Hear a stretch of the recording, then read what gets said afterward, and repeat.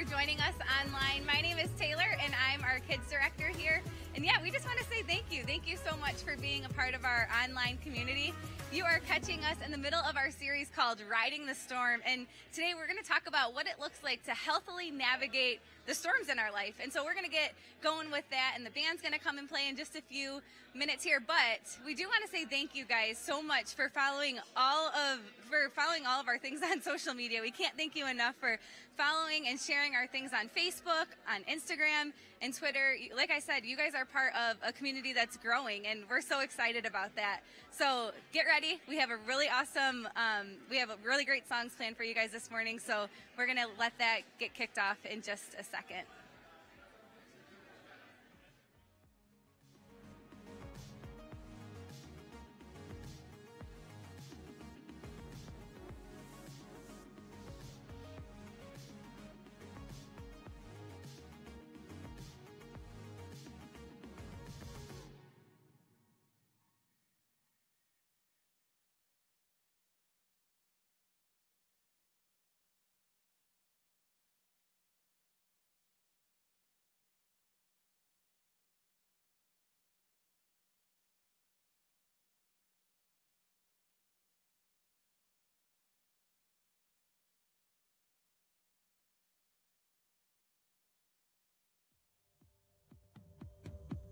This is the year of women. This year we've seen women rise up with strength and be empowered to do great things in their communities and around the world.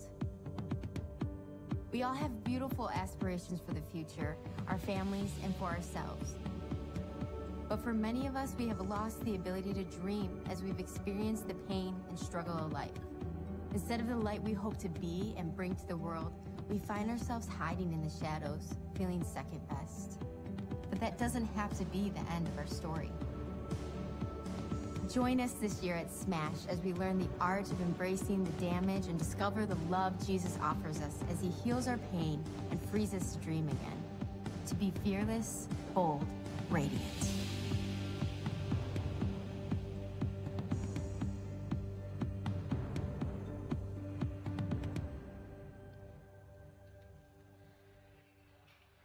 Well, again, I wanted to say welcome, and if it's your very first time to Kensington, we're so glad that you're here. My name is Patrick. I'm the lead pastor here. And then for all the ladies out there, real quick, where are all the ladies at that have had coffee? Where are you at? You out there? Yeah, that's great. We have an event coming up just for you. It's called Smash. And what we do every single year is about 1,000 women from all of our campuses get together, and they go to Spring Hill Camp. And what happens there, I have no idea. They don't let the guys go, which is a great thing. But when you get 1,000 women together at a camp, you can just imagine the craziness, but it's an amazing, amazing weekend. And this year is no different. And so we have Smash coming up. It's going to be May 18th through May 20th. That's May 18th through May 20th. And we would love to invite you to go on that. We have a ton of women that went last year. I know we're going to do the same thing this year. But if you'd like more information about that, you can go to kensingtonchurch.org/smash. And you can register there and find out all the details there. And the other thing I want to let you know about is we really have a lot of retreats that come up for families and for individuals. We'll do an event called Man Up later on in the fall. But we do something called Rock Your Family every year as well. And what we do is we invite you and your kids to go to Spring Hill Camp so the kids have an absolute blast. It's an amazing weekend for them. They have so much fun there. But then we also do parenting sessions for you there as well. So you get to learn about parenting specifically in the age group that you have kids in. And so we'd love to invite you to go to that as well. That weekend is going to be July 14th through the 16th, July 14th through the 16th. And again, what happens, we do big, main sessions that you'll do together as a family. Then you'll break out and hear some talks on specific to parenting and that sort of thing. And then the other thing I want to let you know about for kids coming up is we do Spring Hill Camp here at our church. And so the Spring Hill Camp actually comes up here. And when they come up here, they actually bring like a rock wall and the whole deal. In fact, how many of you have had kids that have gone to Spring Hill Camp before? Do we have anybody? So it's so much fun. And then they get to spend the whole day here, and you get to go do whatever you do without kids in the summer. So it's an amazing thing all the way around, and so it's a fun event. So we'd love for you to be a part of that. That one is going to be June 18th through the 22nd. June 18th through the 22nd. We'd love to invite you to that. And then the last thing I wanted to let you know about is we do something every year called Spring Serve. And Spring Serve is an event here where we... What is... Oh my goodness. What is happening and how did you do that? Who? Give it up for this guy real quick. Is he not, what just, they asked me to do that and I was like, you couldn't pay me enough to rappel out of the ceiling. I don't know how that works. Are you stuck? I'm a little stuck. That's, well, it's better than being the opposite, I guess. It's you know, true. You could have fell. That would have been a very Instagrammable moment at our church. This is awesome. I've never seen, there you go. Awesome. Hey, one more time. Give it up for this guy real quick. Let me ask you real quick, like, who are you and why are you the way you are? Well, good morning, Patrick. My name is Eric the Newell Man Taylor. The Mule Man Taylor? No. Newell. Newell. That Newell sounds man, an not awful N. lot like the So Tool Man anyway, Taylor. I am here. Copyright. There we go. Hey, Yeah. you got a light out over here. Did you know that? Hey, Yeah. don't worry about it. Don't worry. I got this. I got didn't know We're good. that. I got this. You're just I can coming on fix this stage and here. fixing stuff. You No know what? problem. Here. Hey, you know Eric, what? You want to give me a hand? I'm not sure that's the right wanna- tool to fix the light. Here. Well, I probably You know should what? take that. This one's a little bit more your speed. Are How you- about you hold are up? you Okay, serious good. Thank right you, now? What is- Patrick. Appreciate that. We'll get I this feel like taken that's care a of real deeper quick, folks. joke. No That problem. hurts. Eric, See here. what are you working? That's not yeah. how you fix the light, bro. I got this. Ready? Okay. Beautiful. That's awesome. Wow. All right. Yep. All right. They had it hooked to the clapper. That's all Yeah, right. the clapper. The clapper. They Yep. all are clap Yep. censored. That's great. Yeah. Yeah, that's great. So why are you actually here? Oh, Because you know what, hopefully it's not to Patrick? fix lights. I'm really glad that you asked. Ladies and gentlemen, I just wanted to be here to remind you we have Spring Serve coming. Yeah. It's May 10th through the 12th. Okay. And we're going to be reaching out into the community with our friends at Freedom Builders. We're going to be helping our New Hope kids with repairs on the house and getting everything taken care of there. Right. The best part is, though, you don't need tools. You don't. You don't need experience. Not even this thing? Not even that. Yeah, that's great. All you need is heart. You know what that means? What's that mean? This is a perfect opportunity for you to serve. Patrick. All right. So if you have any that's questions, awesome. come see me out in the lobby. I'll be there after service. I'll be more than happy to answer your questions. That's awesome. Hey, one more time, give it up for Eric the Newell Man Taylor. Fantastic. That is amazing.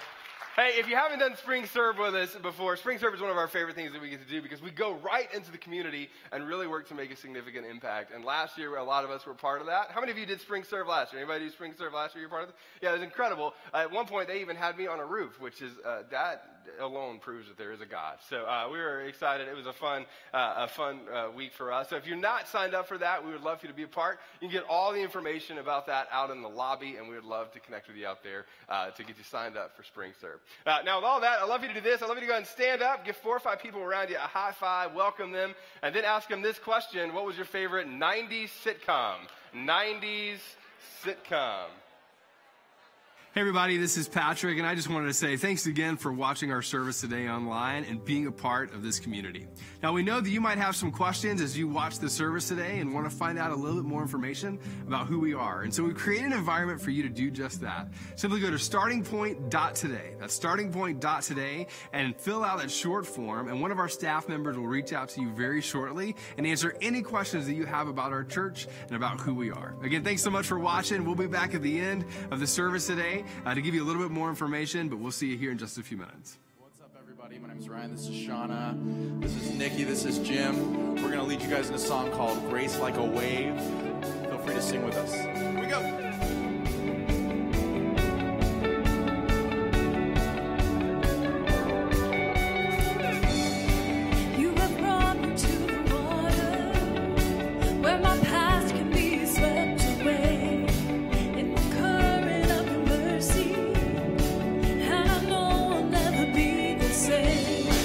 There's no limit to your promise. Jesus, you have done it all for me.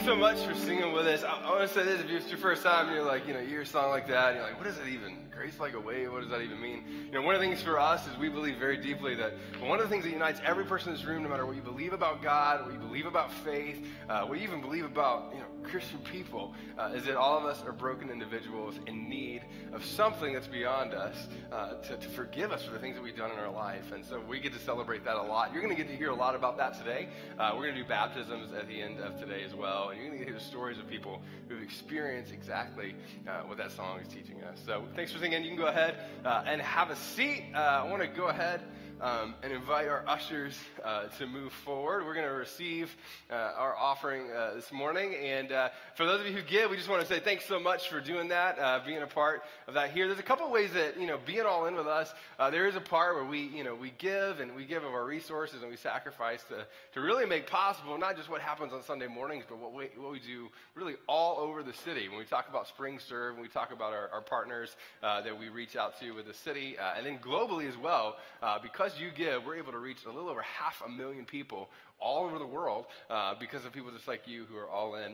There's another side of this as well that I wanted to talk about just for a second is volunteering is a big piece of that as well. And so many of you volunteer in some capacity. Hey, real quick, how many of you volunteer at some point throughout the year here at our church? Maybe Spring Serve, consistent volunteer somewhere. That's so amazing. I was actually just talking a few minutes ago to my friends down here. I won't call you out too much, but they are in our nursery area, and they actually are our son's small group leaders over in the nursery. And we call them small group leaders because even though my son is 2 years old, we believe that community happens from the time that they're really little. And so one of my favorite things is he's over there 2 hours a Sunday, in both hours. And they have done just a remarkable job of speaking into his life and loving him and caring for him. And not only that, but teaching him from the time that he was really young. And so it's people like that show up. They come here every week at our 11 o'clock service to be in that room. But for those of you who volunteer, I just want to say thank you for joining us and being a part of this mission to really reach the city and then globally around the world as well. Now, today what we're doing is we're going to be wrapping up our series called Riding the Storm. Not wrapping it up, sorry. We're right in the middle of it. So we got one more week. Ooh, sorry. Can you hear me? There we go. Can you hear me now? Good. Can you hear? No, we won't make the Verizon joke. Okay, sorry. But yeah, so Riding the Storm, we are in the middle of that series. We have one more week after that, and so next week's going to be an incredible week. But today what we're talking about is we're specifically going to be talking about your dreams for the future and how you navigate those dreams, specifically when it's difficult in your life. So we're going to ask you to watch this video, then we're going to circle back, and we'll jump into the talk from there. But let's watch this video together.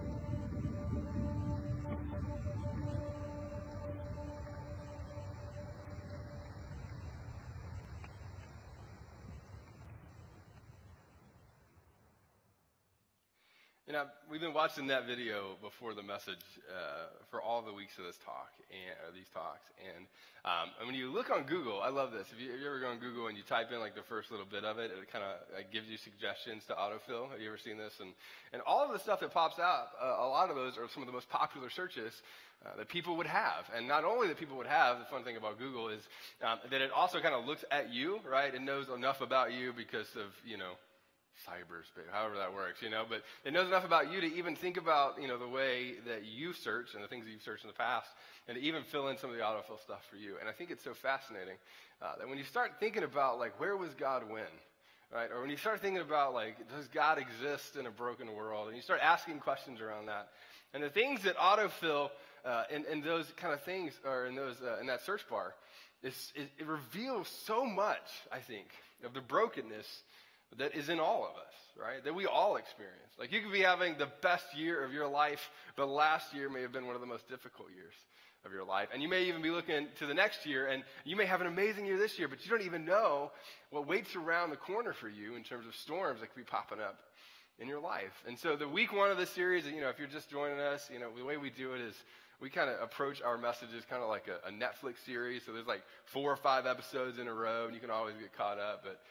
But where we are right now is we've been talking about what it looks like when storms enter our lives, and how do we navigate those storms well. And when problems come, how do we make sure that we're handling it in a healthy way? And I think over the course of this series, one of the things that I probably wasn't expecting as much as I should have was the brokenness that's even in these rooms that we speak into. So you're sitting in a room right now with 400 or 500 people that show up on a weekend, and at any given service, there's about that many in this one. And you start to look around, right? And you start to see people that are around you, and you have no idea on a weekend. You high five somebody, you shake their hand, or you ask them what their favorite sitcom is. You have no idea what they're going through. But the vast majority of people in this room are walking through something that's relatively heavy, and you're walking through something that's very, very difficult. And what we said right off the gate, week one, just to get us all caught up and on the same page, and we said this, that all of us are going to experience storms in our life. Right? Some of you have experienced storms throughout your life. Some of you are in it right now. Some of you are about to. But we all experience storms in our lives. But we said this week one, and this is what we launched the whole series with, and that's this. That God often uses our storms to transform, right? The storms that come into our life, the problems that come into our life, the difficulty that you weren't expecting and that you didn't ask for and it wasn't even your fault that showed up. Or for some of us, the decisions that we made and we're sitting with the consequences of those decisions. For some of us, that's a financial thing. For some of us, it's a marital thing. For some of us, it's a friendship, relationship thing. For some of you, you're in your 50s or you're in your 60s or 70s. And for you, it's like a relationship with your kids kind of thing. And that storm's been there for 10 years, And you're trying to navigate how do we do it well. But the base of what we said is that there is hope. And the hope isn't in your own strength. It's in the fact that God takes all of that brokenness and does something extraordinary with it. And he transforms you through it if you allow him to. And then on the other side of that, he transforms other people through your story. That the people that are around you aren't just there so you can just, hang out, be friends. They're not just there, the person that, you go and you go to a restaurant and you meet them. They're not just your waiter or waitress. That we believe that what would happen if there was this divine thread that weaved through all of that connected each of us, and that God had a purpose for you, and not only that, but God had a purpose for your storms in life. That what if the God of the universe, what if he's actually up there, and what if he takes your brokenness and does something extraordinary with it? Now, this is emotional every single time we talk about it. It's emotional in so many different avenues of our lives. But for me, I think this is probably one of the most emotional places to talk, specifically in what we're going to talk about today in terms of your dreams, right? Like when it comes to your dreams for the future, when it comes to your dreams for right now, when it comes to how you see the future, when it came to the dreams that you had for your 20s or your 30s or your 40s or your 60s or, I could keep counting, but we'll stop. When you get to the dreams that you have for your life, and then all of a sudden you discover that your dreams didn't work out the way that, you thought that they would. That the marriage that you had in your 20s, now you're in your 30s, and it feels like it's just shattered dreams. That you don't feel close to them, your roommates who sleep in the same bed sometimes, And you just like, I don't know how to fix it. And some of you, you had dreams for the way that your relationship with your kids were going to play out. And then all of a sudden they hit middle school and they changed. You didn't change, but they changed all sorts of ways. And, you're just like a walking hormone. What happened to you, child? That began to happen. And your relationship in middle school became distant. And then throughout high school, it became more distant. And now they're in college and it feels like it's no relationship at all. Some of you have career dreams, and you were on the right path, and you are super talented, and you climb the ladder, and then all of a sudden, you got let go, and you didn't see it coming, and then all of a sudden, when it happened, you're left with just shattered pieces of a career that felt like it was going in the right direction? What happens when our dreams for the future don't end up being what we think that they should be? Because if you talk to people, even people that you view as super successful, if you listen to interviews with some of the most successful people on the planet, what you find isn't this straight and narrow path towards a great marriage. You don't find this straight and perfectly, straight path to a perfect career in the way that they think about it. And when it comes to kids, it doesn't even look like a path. You know what I mean? It just feels like a winding road of help us God, at times. That's high school. That's what high school tends to be, right? Like, how do you navigate all of those areas? Because the truth is, some of those things will come, and when they come, whatever it is for you, the way that you handle it is so extraordinarily important. And so what we've been doing over the last few weeks is we've been looking at the life of a guy named Paul. And Paul is one of the most fascinating people in all of the Bible to me. If you don't read the Bible very often, I think it's worth reading just to read Paul's story in some ways. Because Paul was a very fascinating individual. And part of the reason he was so fascinating because he was on the fast track to being one of the most influential religious leaders in the area of the world that he was in. Paul was very educated. He was a brilliant student. He had the opportunity to study with a very famous rabbi in that part of the world, which is kind of like going, I want to be in software, and, you get to work with Steve Jobs. You know what I mean? That would have been a great day. Paul was, studying underneath somebody who had, in some ways made it in that religious community, right? He was very ambitious in what his religious, life was going to be and the way that he would lead other people. And then what had happened is there were two different kind of versions of religious leaders at the time. And Paul would have been, considered a Pharisee, which had their own kind of distinct set of beliefs. And then there was another group called the Sadducees.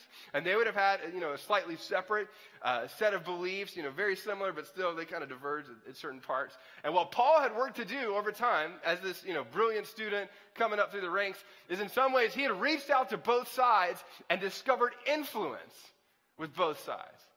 That there was a point in Paul's life where he was almost getting these missions from both, it seemed like. That the Pharisees seemed to love Paul, and then the Sadducees, at least they tolerated him, how he had all these kinds of things. And then all of a sudden he's on this special assignment, which is so fascinating, given to him by the Sadducees, which is this other group that he's, connected to but not necessarily fully part of. Now, I want you to think about this. And he's in a part of the world where, Jesus had come, he had died, and, the whole thing had gone on. But Paul, at some point, was persecuting the people who were following, what they would call the way. And he's on the special assignment given to him by this other, kind of religious group. And while he's on this special assignment, he meets Jesus in this miraculous, extraordinary way. And Paul was moving in one direction of his life, believing that it was going to end up in one, kind of area. He was going to, he was on a fast track to be whatever it is that he was going to be. And then all of a sudden, Jesus, in this amazing way, completely turns and shifts his life in a completely new direction. And as he experienced that, amazing things begin to happen. And he began to plant churches all over the ancient world. He began to garner a ton of influence. But what's so fascinating is he took the truth of the gospel that Jesus died and he rose from the grave. He preaches it all over the ancient world. But watch this. But the people that he had garnered influence before, the religious leaders that he had garnered influence before, all of a sudden, he loses grace and loses favor with a lot of those Jewish leaders. And a lot of that was based on the idea, and don't miss this, based on the idea that this truth was for all people. It wasn't just for a select group of Jewish people, but this is for all people. And Paul begins to talk about this. And he begins to talk about what it looks like to take the gospel to the Gentiles. And he was a guy that, you like and you want to be around to an extent, but he would win the argument. You know what I mean? Like, you ever had one of those friends that you're like, we're not going to debate because you just win. You're super smart. Paul would at some point say things that were so incredibly brilliant, but extraordinarily divisive. And all of a sudden, he's going planting these churches all over the ancient world. He's talking about the gospel to a people group that a lot of people didn't even think should have it. And he loses favor with that group of people. Now, here's where the dreams part of this is so, I think, significant. Because then Paul has this, as you read through the text, you begin to discover Paul has this ache inside of him to go back to that area of the world that he came from and to speak to both of those people groups, those religious leaders, that he in some ways kind of alienated himself from. And you almost get this sense that there's this ache that I'm planting all of these churches. And, in a lot of ways, we're today in some way because Paul planted those churches. But he's like, I have this dream to go back and teach this to those religious leaders. And so over time, towards the end, in some ways of Paul's life, he gets this ache and he begins to follow it. And he follows it all the way back to Jerusalem. And he gets there. And there's this crowd that kind of gathers because at the very least he was a mesmerizing, teacher and, subversive teacher in some ways. So this mob kind of shows up. This crowd shows up to listen to him teach. And he teaches and he teaches and he teaches. And you kind of imagine like the speech is going so well. Everybody's clapping. A lot of people doing this. Amen. Whatever that is. There's the Southern church folk that are there too. Everything's happening. I can make that joke. I'm from South Carolina. They're doing all these things. And then Paul says, and this, is for the Gentiles too. And you can imagine the crowd turns to a mob. They're like, yeah, Paul, yeah. You ever seen that?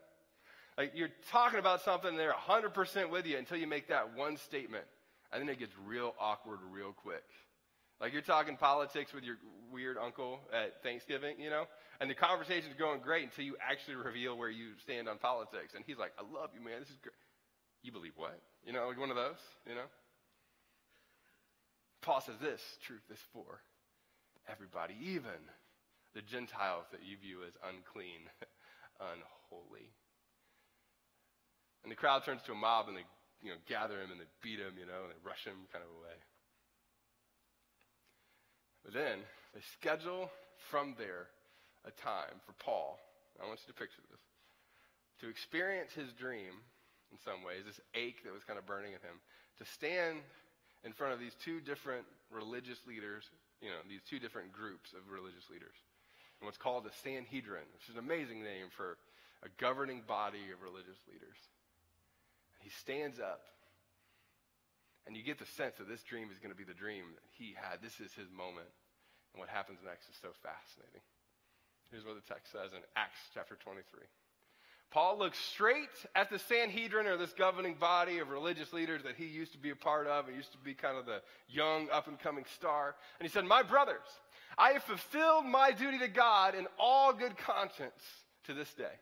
That I've been following what I believe God has put me on a course to do, and I've done it in good conscience. I've been taking this truth all over the world to all people, including the Gentiles, that you would say are unclean and shouldn't hear it. And then it goes on and says this. At this, the high priest Ananias ordered those standing near Paul to strike him on the mouth. To which I'm like, that escalated quickly, Paul is in this, and all of a sudden he says something extraordinarily subversive, divisive in this moment, and all of a sudden this religious governing body, the leader of both says, no, strike him where he is. And you get this vision that the guy who I would think is strong and like, what's up? That guy? Decks Paul. Probably harder than that, He punches him. Now, I love this about Paul because this would be hopefully who I am. Paul says this. Paul says to him, God will strike you, you whitewashed wall, which is like your mama's fat. You sit there to judge me according to the law, yet you yourself violate the law by commanding that I be struck. Now, can you imagine this? Now, again, I'm a geek, so I'm just sitting there thinking, if I worked at Apple and Steve Jobs were alive, and Steve Jobs is, the high priest of Apple, and my ambitions at that point were to look at him and say, I want to be you one day. I want to do this one day. And I leave, and then I started going to, working at Microsoft. Woo, spreading the Microsoft truth all over the world. You should use Microsoft Word, You should use Microsoft Word. And then I get the chance to show back up to the Apple headquarters. It looks like a spaceship now. And Steve is sitting there. I'm like, you're wrong. And Steve, like the ninjas come out of nowhere, like Eric from the stage, and they kick me. And my response to him is, no, you're still wrong. That was the lamest illustration, but it felt right in my head, right? You get it. Now, what happened when he got struck, I don't want you to miss this, isn't the violence part of it. You know, because if you have boys, you know this, they'll punch each other. It's not about whether they punch each other or not. You don't want them to punch each other. It's what's happening on the inside when they punch each other. They're going to pop back up and be fine in 12 minutes. But what happened on the inside in that moment? What's happening on the inside is Paul, in some ways, losing this ache and this dream that he had as he teaches to the Sanhedrin. Those who were standing near Paul said, "How dare you insult God's high priest? How dare you call out leadership? How dare you tweet back? How dare you say what you just said to the one with authority?" And Paul says this, "Brothers, I did not realize that he was a high priest, for it is written, do not speak evil about the ruler of your people." My bad. And then Paul, knowing that some of them were Sadducees, or kind of that other people group, religious leaders, that he was, connecting with but not a part of when he was coming through the ranks. And the others were Pharisees, who were kind of like his people. He called out in the Sanhedrin, "My brothers, I am a Pharisee, descended from the Pharisees. I stand on trial because of the hope of the resurrection of the dead." Now here's what's so beautiful, and if you read your Bible, this feels probably kind of confusing. What he's saying is, I'm still one of you. I still believe in the supernatural, which the Sadducees did not. I still believe that you could die and be raised, which is what, kind of I've been talking about with Jesus. I believe in this. And the Pharisees at that moment are like, yeah, and all the Sadducees go, whoa, no, I don't know about that. And the angst in the room builds. The angst in the room gets so high that what happens next is so brutal, because Paul, in some ways, throws out this little word grenade in the entire Sanhedrin and divides them all based off of what he experienced, not just what he believed. And then it goes on and says this. When he said this, a dispute broke out between the Pharisees and the Sadducees, and the assembly was divided. And here's what they were divided over. The Sadducees say that there is no resurrection and that there are neither angels nor spirits. But the Pharisees, they believed all of these things. And so rather than uniting the people group that he was hoping to do, when it got violent and the dream sort of feels like it became lost, what Paul does next is he then intentionally, in some ways, divides the entire Sanhedrin around this thing. In some ways, it's like, I'm giving up on the dream that was to pursue what's in front of me. And the way the writer, who's Luke, kind of talks about this next is so amazing. He says this: there was a great uproar. Now, have you ever experienced an uproar like this? I love this. It's not that people were just whispering and talking. When an uproar starts with whispering and talking, and it elevates to, yelling, and then it elevates to fighting, and then it feels almost like a riot. In an ancient church, these two religious groups are fighting like this uproar. And some of the teachers of the law who were Pharisees stood up and argued vigorously, which to me, in my mind, is always like Dead Poet Society. You've seen Dead Poet Society? Where they stand on the desk, and do this. I had a friend in college who decided that he was going to do that and be really great, but that was his last day in college. But anyway, so we find nothing wrong with this man. They stood up on the desk. We find nothing wrong with this man, they said. And what if a spirit or an angel has in fact spoken to him? What if this resurrection truth is the way that he says that it is? Now, if you don't read your Bible, I think the next line is what makes, to me, the Bible so fascinating and interesting. Because it captures the raw human emotion of what's going on next. So the dispute became so violent. Now, there's humor here, because these are all the religious elite. These are grown men who should have their stuff together. And they lose it over this dispute. And I feel like Paul is kind of sitting there like, because he stirred up this tension. The dispute became so violent that the commander was afraid Paul would be torn to pieces by them. The imagery here is that Paul's in the center, and the Sadducees and the Pharisees are fighting so heavily that he's almost being pulled back and forth, back and forth, back and forth. And he ordered that the troops go down and take him away from them by force and bring him into what the safe place is, in the barracks alone. And here's what I love, because you can read this and go, well, I'm probably not going to go to a church and cause division. And my deepest dream is not to go to a church and unite everybody. That's not my goal, you know. But there was this sense of Paul, where when he knew towards the end of his life that there was a dream that he was grasping for and hoping for and wanting for that was not to be. And what happens when it becomes evident that it was not to be? He's whisked out, you know, of the violence that is in this room. And, you know, this is at least the way I imagine it. Maybe it's different. He's whisked away into the barracks of this room, you know, where there's maybe guards there. There's maybe people that pulled him out of it. But in some ways, he's alone, not with his people, not with those that he thought would surround him. And he's alone with a broken dream. Now, if you've ever had that moment in your life, you know, like the angst that comes with that. And it's not just like a mind angst. At least for me, it's like it starts in your belly angst. You know what I mean? It's like I had a lot of bad pizza for a long time and it just feels like heavy. And you're like angry and you want to like shout, but you also want to like throw up, you know? And you want to cry, but you can't cry, you know?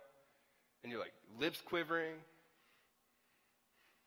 You know, when your spouse looked at you and they're like, I don't love you anymore. And all you felt was just a big ball of ugh.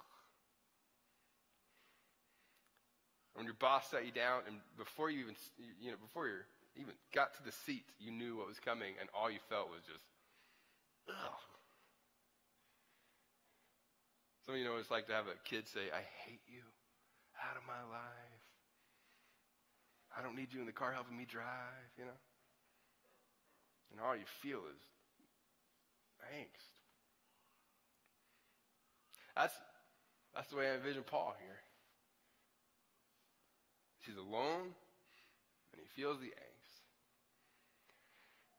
But what happens next in the way that Luke, who put, you know, this area of the Bible together and wrote it down with eyewitness accounts, physician, super details, I'm thankful for. What he says next is in the middle of this big ball of angst and brokenness, and we don't know exactly how long. We don't know exactly how long Paul would have been there. But he's not alone. In the moments of his isolation, he discovers that he's not by himself. What Luke says next, we'll go to the next passage. What Luke says next is so important. So the following night, the Lord stood near Paul and said this, take courage. Now, here's what I want to do. Nobody likes to talk in church that much, but I would love for you to just read this with me, right? Just take courage. Can we just do that? We'll start like the following night the Lord stood. Can we do that? And we'll all read it together. Let's read it together. Ready? 1, 2, 3. The following night the Lord stood near Paul and said, I love this because he didn't say, have courage. He didn't say, muster up courage. He didn't say, will courage. He didn't say, courage is in you. He says, take it. Grab hold of it. Reach out. In fact, you could almost say it like this. Take courage before fear takes you. Right? Take courage before fear takes you. Take courage before doubt takes you. Take courage before the angst overcomes you. Take courage in the midst of the moment when you don't feel like there is any courage. And you can take courage. Because courage isn't just up to you. Because you're not alone. In the moment where it seemed like Paul was the most alone, the Lord showed up. And maybe not in the way that he thought. You know, because if I was, Paul, I'd have been like, well, could you just shown up like an hour and a half or, yesterday when I was standing there and I was getting beat? That would have been a great time to be like, oh, he's God. That would have been fun. Some angels come down, like, well, that would have been great. all of a sudden I could just levitate and float over them, that would be awesome. You didn't show up then in the brokenness. It didn't feel like you were there. On the other side of it, it feels like you show up when I'm alone and broken and the dream feels like it's crushed. That's when you decide to say, take courage. And then what Jesus said next to him was so amazing. He said, take courage. The message that you're trying to unite all these people on, I'm going to have you take that message to Rome. It's not even going to be here. You're going to take it to a whole other place. That my plan and my will for you isn't the plan and will that you thought that you had. That the path that you thought that you were on, it's going to take a turn. But the turn that it's going to take is one where I am with you every step of the way. And you can take courage, not off of your ability to make it happen. Not off of your ability to manipulate the circumstances to get you to where you want to be. Not on your own talent or gifting. But you can take courage because you're not alone and I am in all of it. And what Jesus said to him, and I kind of rushed over, but what Jesus said to him is this, that you're going to testify about this in Rome. You're going to preach this gospel in Rome. Now, the Greek word that's connected to testify is one of the same words that we would get for martyr, which means, here, take courage. You're going to die. It's going to be great. Take courage. It's not going to go the way that you think, but that thing that is inside of you, the plan that I have for you, that turn that you're going to take is, in fact, beautiful. And the brokenness that you see, I will make whole again. So take courage before fear takes you in a direction that you never wanted to go anyway. There's this beautiful quote, and it's by a guy named G.K. Chesterton that talks about courage. I want to read it to you because I think it's so impactful. He says it this way. Courage is almost a contradiction in terms.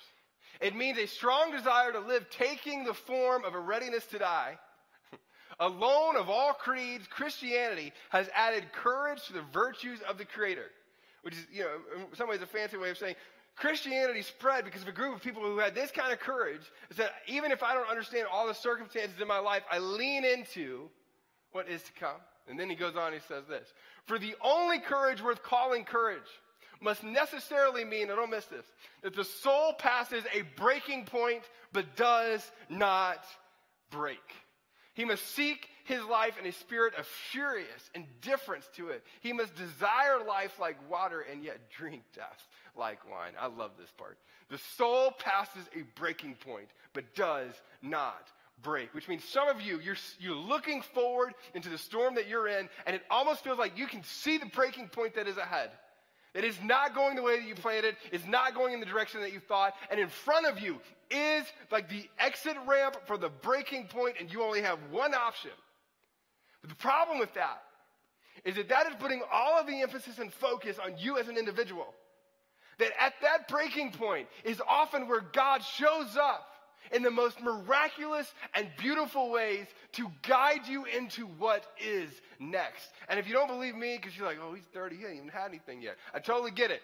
Sit down a 70-year-old person who's walked a difficult road, sit him down, at Cracker Barrel, because that's where I go all the time, literally, all the time. And you sit him down, and you look at him, and you say, tell me about the most difficult parts of your life. And here's what you discover every single time, at least for me, is I didn't know how I was going to fix it.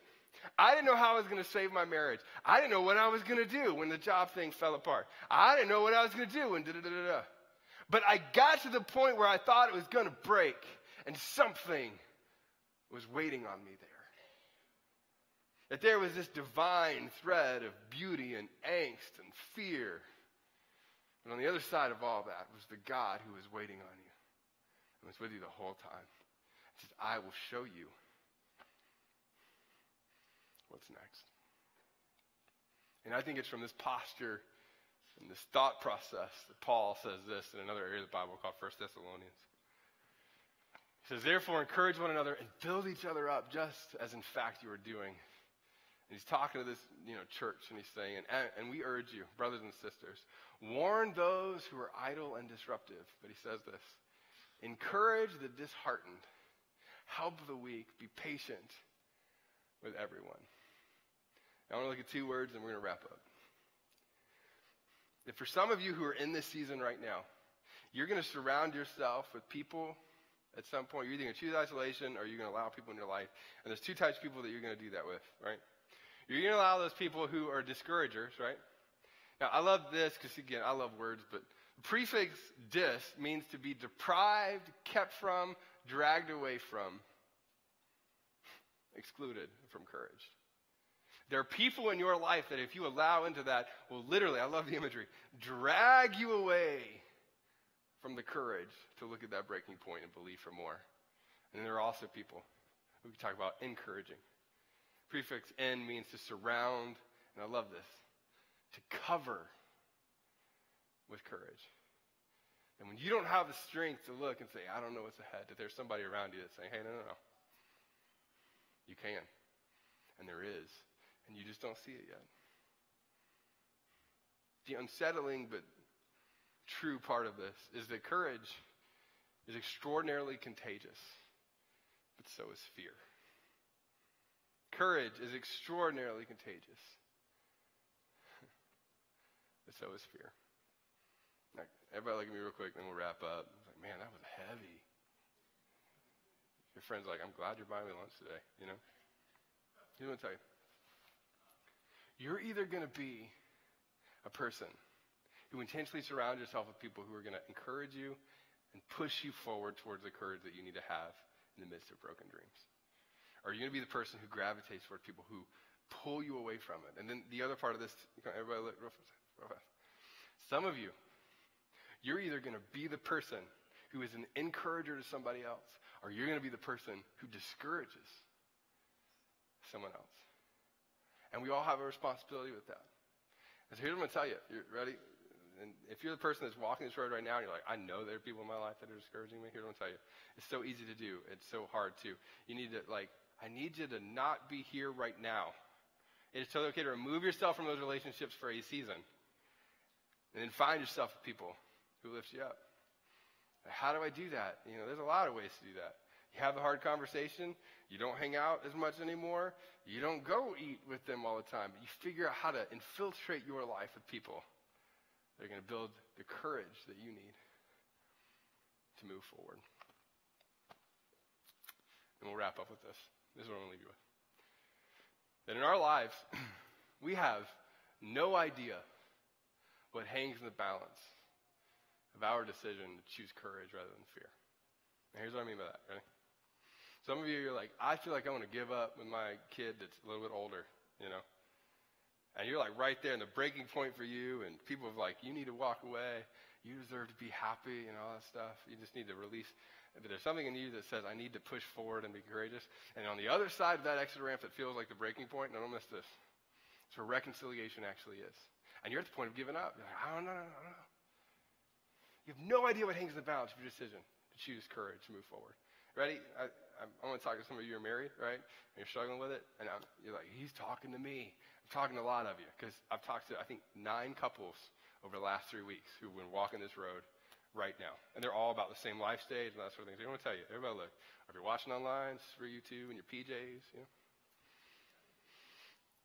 all you see ahead of you is a breaking point. All you see ahead of you is a breaking point. Here's what I want to tell you, right?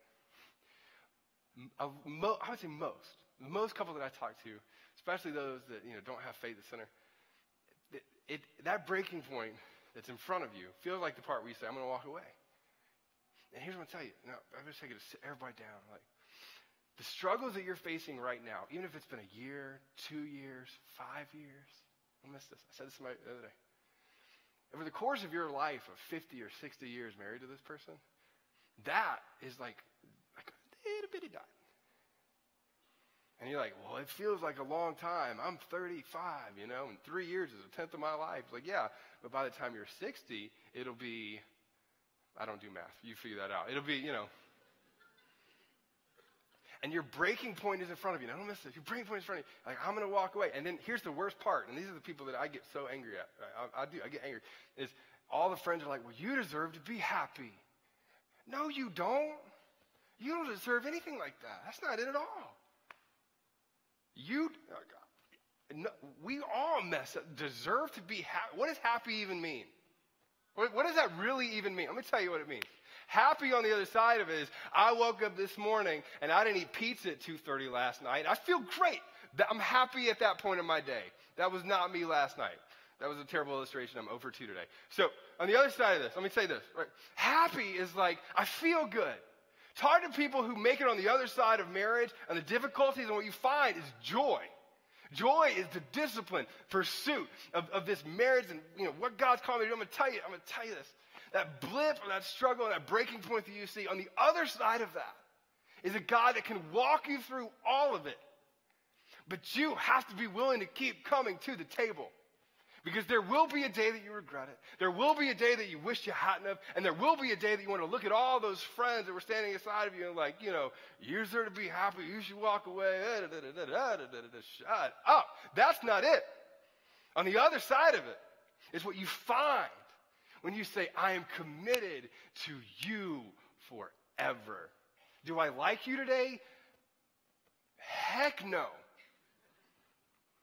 But on the other side of that, I choose to love you today. That was a real big old soapbox. All right. My friend Danny Cox says it this way, and then we'll wrap up. So we have to choose to take heart and give heart. All right? Take heart, choose to take heart in our lives. Choose to surround ourselves with people that encourage us. And then give heart. Be the people that lift each other up and encourage other people. And I said this earlier, that's this. We have no idea what hangs in the balance of our decision to choose courage rather than fear. Okay. I feel like I owe an apology. I don't know, I said it pretty bluntly. Here's what I want to say, real quick. The lights come down. I want you to think now. Here's what I want to say. Some of you are in that storm of your life right now, in this moment, in this season. Here's what I want to say to you. Is in that moment of your life, you're going to look forward and you're going to feel a breaking point moving forward. My question for you today is really simple. Will you choose to embrace courage? Will you choose to embrace courage and look at that breaking point a little bit differently?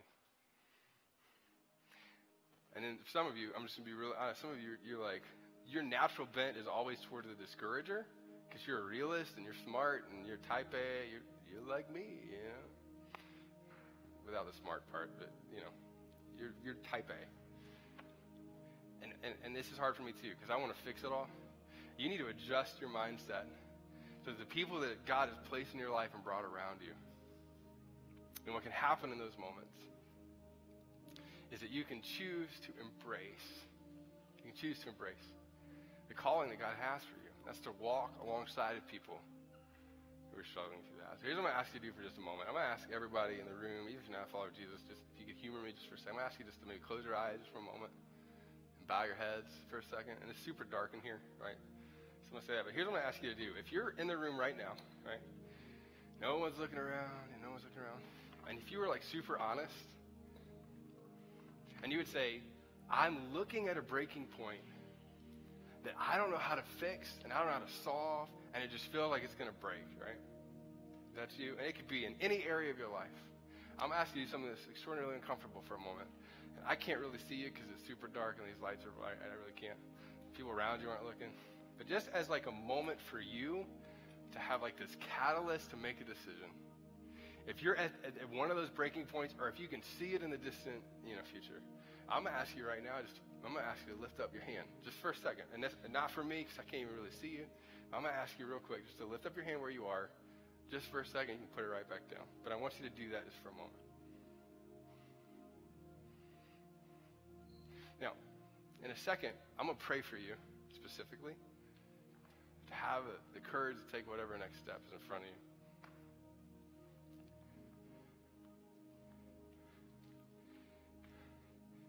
What I'm going to challenge you with right now is this. You see that breaking point. I'm going to ask you in your mind, if you can, because a lot of us are visual.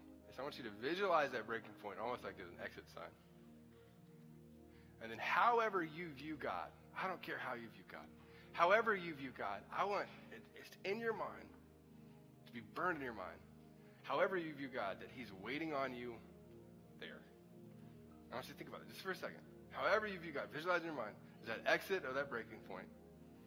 And at the end of it is however you view God is waiting on you right there. And I want that to be burned in your brain every time you feel like giving up, every time you feel like angst or fear overcoming you. And I'm going to pray that for you in a second.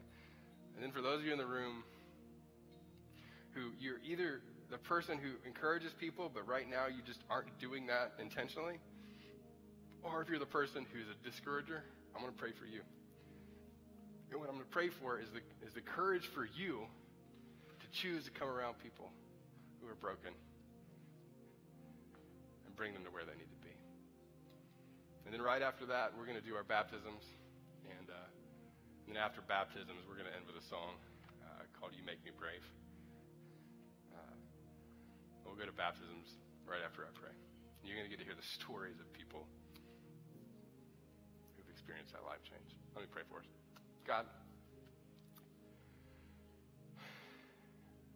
I ask that you would somehow meet us in this moment and in this space. And that, God, that you would help us to choose in the moments that we're tempted to give up, choose to follow you. And we would choose to see you waiting on us in the moments where we don't feel like we have the strength to move forward. I pray that would burn in our hearts and burn in our minds. God, I pray for those of us in the room who aren't intentionally encouraging other people, or we may even be the discouragers, kind of like me. God, I ask that you would help us to give our lives away to others so we can walk alongside of them and be there for the people who need it most. It's in Jesus' name we pray. Amen.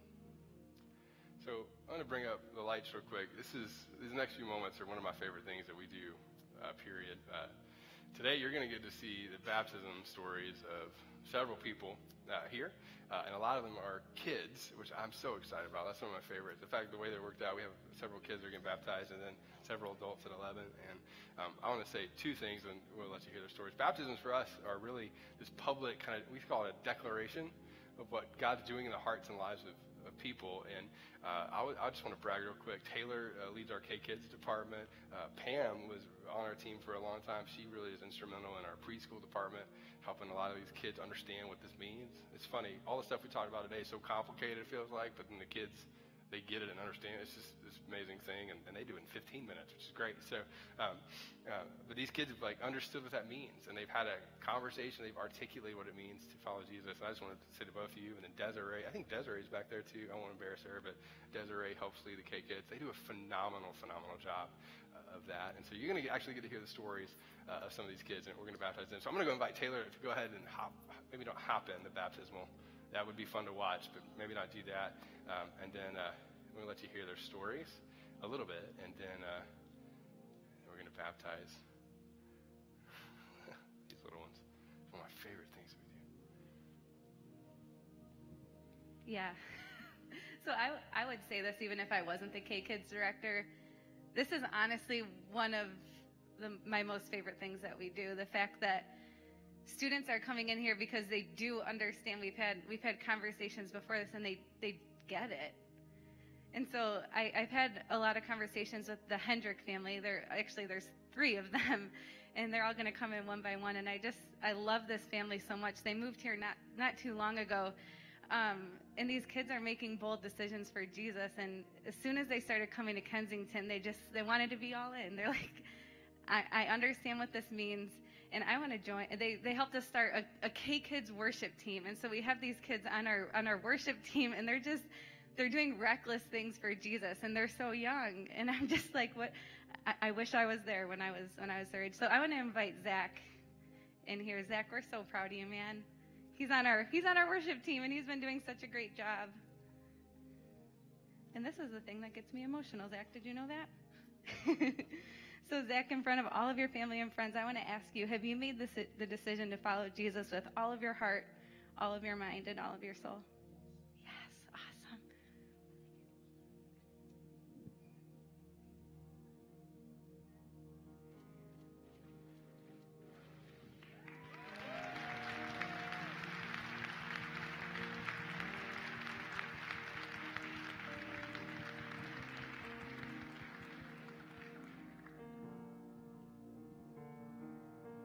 My next friend is Chloe. Come on in, Chloe. Chloe's also on our worship team in K-Kids, and she's just done a really great job leading our kindergarten, first grade, second grade, third grade, fourth grade, and fifth grade students into worship moments. And as I was reading her story and trying to understand, like, what brought you to this moment, she just said, I know what it means to follow Jesus, and I just want to give him everything that I have. And I know that my life is better because I trust him.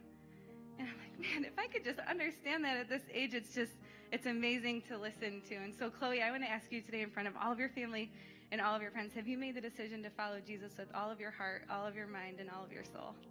Yes.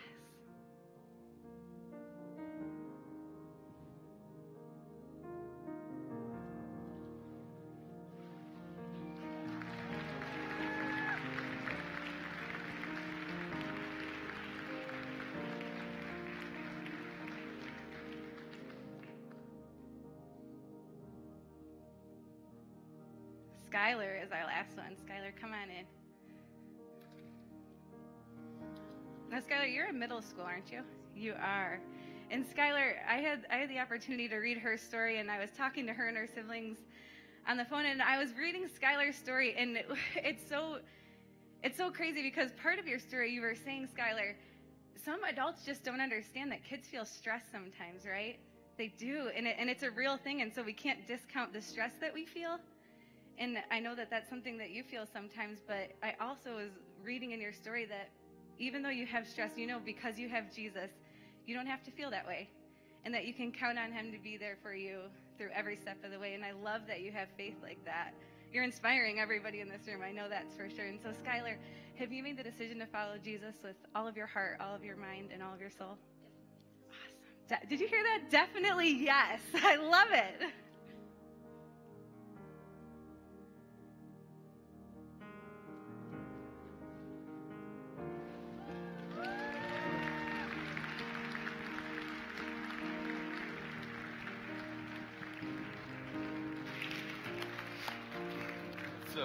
So incredible. And I want to say this to every K-Kids volunteer that's here, every person who shows up early on the weekends to be a part of that environment. You're a part of every single one of those stories. Every single one of you who gives to our church and you're a part of that, you're like, I really feel like all the kids in Traverse City should experience an irresistible environment. Those are really because of you. And so we just want to say thank you so much.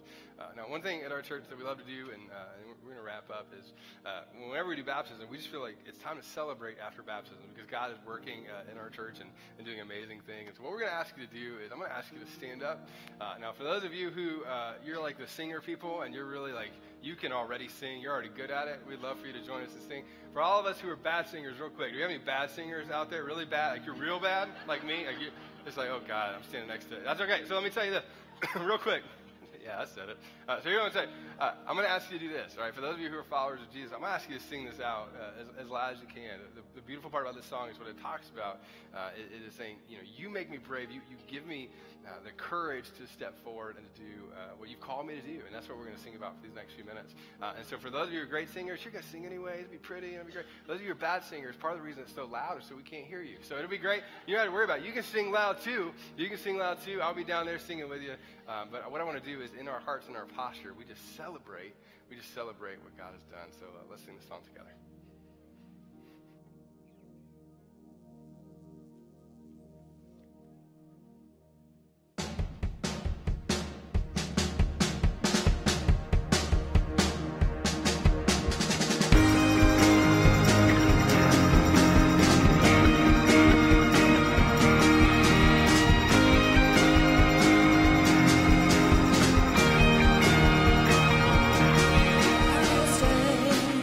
Before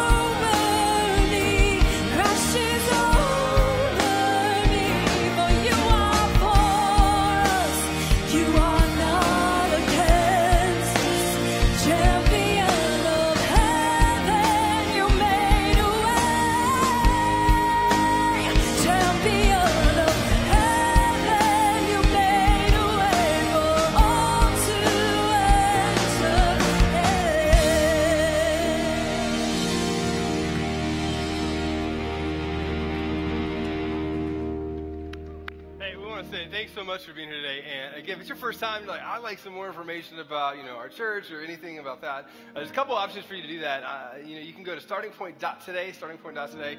We'd love for you to go there. You can do that right on your phone, and you can fill out just a couple of things, and one of our staff members will get back with you and send you a gift. The other thing, too, is if you'd like to meet somebody today and just talk, we're going to have a team of people out in the lobby. There's a big thing that says Starting Point. You can find out information there and just get your gift today. So it's all good things. So you can go out there and do that. And then next week, we're wrapping up this series called Riding the Storm. It's going to be a great week. You don't want to miss that. So we'll see you right back here next Sunday. See you soon. Thank you so much for watching online. What's so amazing is that as you watch online, you may or may not know this, but you are joining a community of people online that are almost as big as people in this room, which is so incredible. So we just want to say thanks so much for doing that. We'd also love to see you live at some point. And so if you're up for it, we have services here at 9 and 11 here in Traverse City. And then we have Metro Detroit campuses as well. If you're down in the Detroit area, we'd love for you to check out one of our campuses there. And also a campus in Orlando. So if you make it down to Florida, you can check that out there as well. To get all those information, times, all that sort of thing, you can go to kensingtonchurch.org. It's kensingtonchurch.org to get all of the information that you need to maybe show up to one of these services live. Also want to let you know that one of the best places to find out all the information about our church is on social media. So if you're not following us on Facebook, Instagram, or Twitter, it's really the best place to learn about us, what we're about, and get glimpses into who we are. So you can follow us on Facebook, Instagram, or Twitter. Again, that's one of the best places to check us out. Again, thanks so much for watching. We'll see you right back here for part 4 of Riding the Storm next week. See you soon.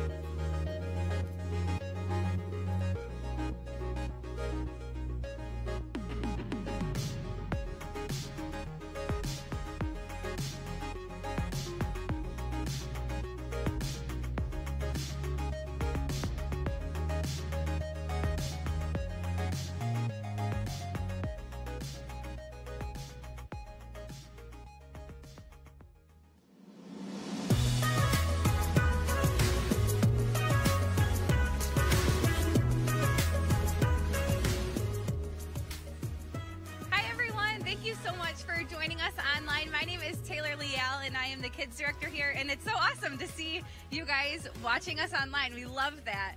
We are in the middle of a series called Riding the Storm, and today we're going to talk about practical ways and healthy ways to ride through the different storms that life brings us. So we're really excited about the talk today, and we can't wait for you guys to hear it. We have an awesome band that is going to be playing in just a few seconds, and so we'll get ready for that too. But I really just want to personally thank all of you guys so much for sharing our content online through Facebook, Instagram, and Twitter. We can't thank you guys enough. You're spreading the word here in our community, but also around the globe. So thank you so much, guys. We hope you enjoy the service today.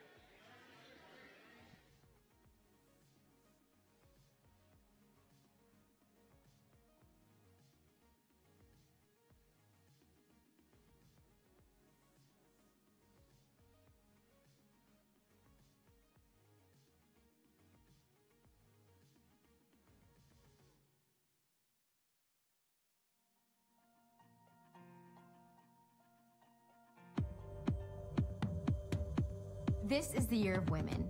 This year, we've seen women rise up with strength and be empowered to do great things in their communities and around the world. We all have beautiful aspirations for the future, our families, and for ourselves. But for many of us, we have lost the ability to dream as we've experienced the pain and struggle of life. Instead of the light we hope to be and bring to the world, we find ourselves hiding in the shadows, feeling second best. But that doesn't have to be the end of our story. Join us this year at Smash as we learn the art of embracing the damage and discover the love Jesus offers us as he heals our pain and frees us to dream again. To be fearless, bold, radiant.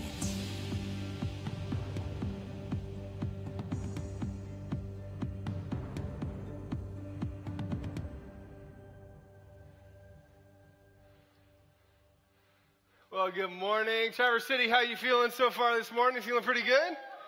Yeah, well, I snuck up a few minutes ago, and for those of you who are watching online, in Traverse City, it snowed about 9 feet a couple of weeks ago. Is that an exaggeration, or did it just feel like 9 feet? Anyway, and it's finally starting to melt, so we're pretty excited. And they tell me that spring has actually started. Is that true? Is this about the time that spring starts up north? Is that sometime mid-July? It's great. So anyway, we're so excited that you're here. And again, if you're watching online, we just wanted to say welcome. And when you came in, you got a program, and I wanted to direct your attention just to a couple of things on that, just to kind of let you know what's going on here at our church. Now, you just saw a video a couple minutes ago about a retreat that we have coming up for all the ladies in the room. So real quick, where are all the ladies at? Ladies, let me hear you. Now, all the ladies with coffee, let me hear you. There we go. All right, fantastic. Well, the event's called Smash, and Smash is a fun event, I'm told. They don't let me go to it, but it's all women, and roughly about 1,000 women show up to the Spring Hill Camp. If you haven't been there, it's an incredible, incredible camp. And what you do is you hang out with all of these women. There's these fun sessions. There's great music, and then you do whatever 1,000 women do when they're away from their husbands and their kids. So I don't know what that is, but it'll be a lot of fun. And so that's coming up May 18th through the 20th. May 18th through the 20th. You can sign up right on our website at kensingtonchurch.org/smash. Yeah, you can do that right there and get all the details there as well. The other thing I want to let you know about is we have an event called Rock Your Family, and we do a very similar thing. We actually just invite families all across Kensington to come together, and we all kind of descend on Spring Hill Camp. And what we do is they have all the fun stuff for the kids, and then for parents, we do parenting sessions for you. So you get to do the music and the big sessions with your kids and as a family, and then your kids go off and do something else while you kind of get to hang out there and have fun and learn about parenting throughout the whole weekend as well. So it's a great event.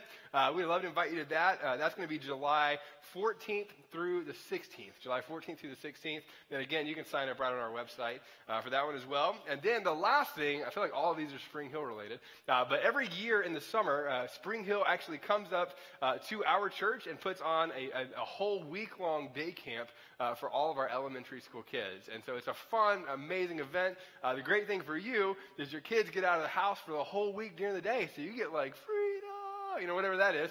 You drop them off, they're going to have a great time. We bring in like a big rock wall. There's fun, big sessions for them as well. So we'd love to invite you to that. That's going to be June 18th through the 22nd, June 18th through the 22nd, and you can sign up there. And the last thing I want to let you know about Is an event that we have here really every year, and it's called Spring Serve. Now, Spring Serve is an amazing event where what we do is we actually come in from the... What in the... Oh, my goodness. What in the world? Let's give it up for my friend rappelling from the stage, people. Give it up for this guy. Fantastic.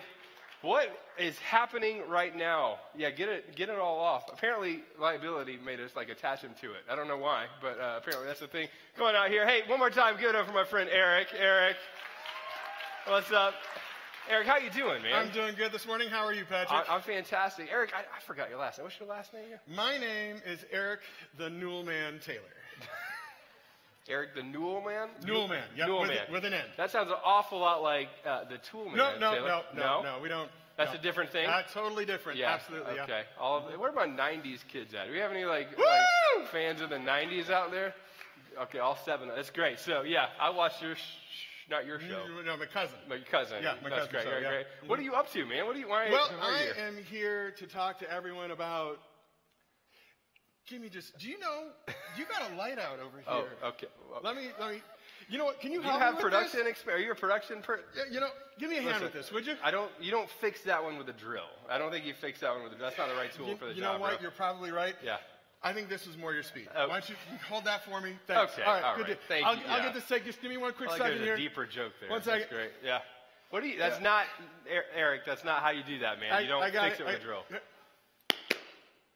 Yep. Okay. That one's hooked to the clapper. Clap on, clap That's what off. I thought. We're high quality around here. Absolutely. Yep. Yeah. That's great. That's great. Dude, what are you doing here, man? What are you up to? You know what? I'm glad that you reminded me. I'm here to remind everybody about our Spring Serve. There we go. Thank you. I feel appreciate we're good now. Yeah. Our Spring Serve is going to be from May 10th through May 12th. We're partnering with Freedom Builders. Yeah. And we're going to go out and reach out to our community, our friends at Kids Hope. We're going to be helping to repair homes and get their houses going in the right direction so they've got a safe place to live. Yeah, that's now, awesome. The best part? Yeah. Oh, of course I am. Of course you are. The best part? You don't need any tools. You don't need any experience. It's great. All you need is a big heart. Okay. And we know this is the perfect opportunity for you to serve, Patrick.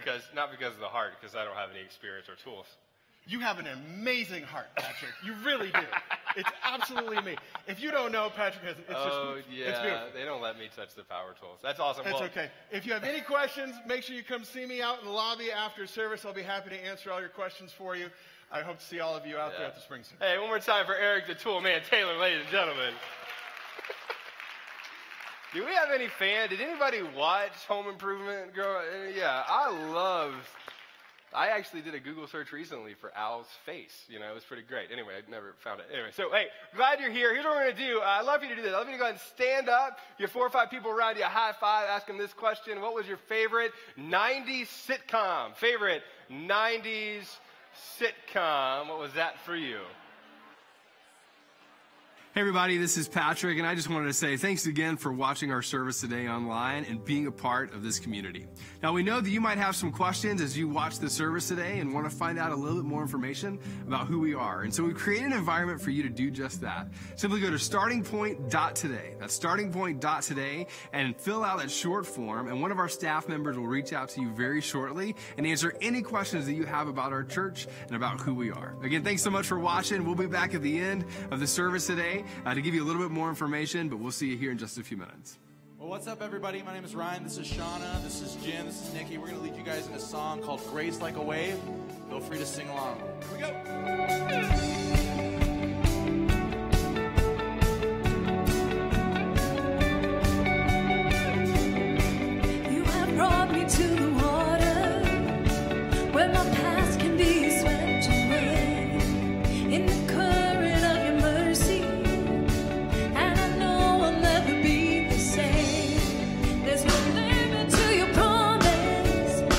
Jesus, you have done it all for me. Jesus, you have done it all.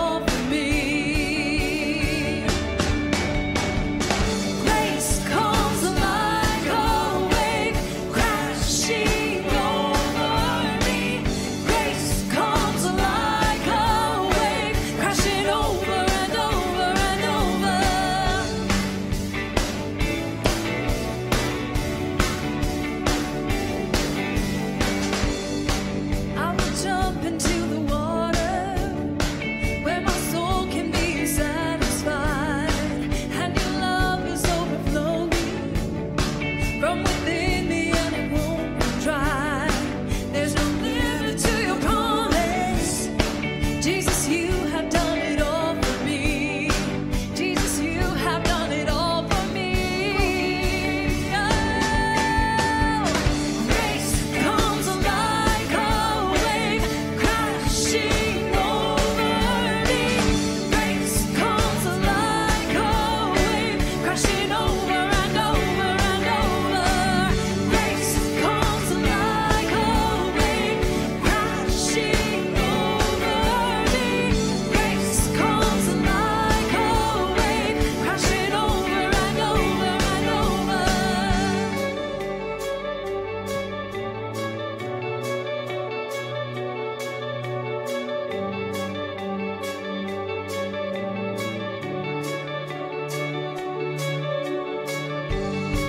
There's healing in the water with the love that flows so deep. Wash over me, wash over me. Forgiveness in the water with the love that flows so deep. Wash over me, wash over me. Salvation in the water with the love that flows so deep. Wash over me, wash over me. Grace comes like a wave crashing over me. Grace comes like a wave crashing over and over and over.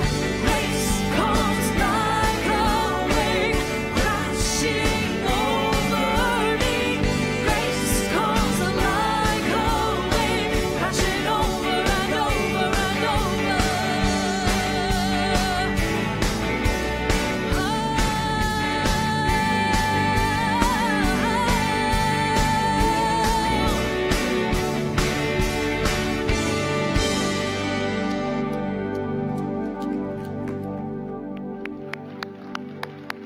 Hey, thanks so much for singing with us. Hey, real quick, give it up for this band one more time. They did a phenomenal job. That's so great. That's Shauna. Shauna's one of our new worship leaders. She's been leading with us. And then Jim, how many of you were here, like you braved the weather last week and you drove in anyway? Anybody out there?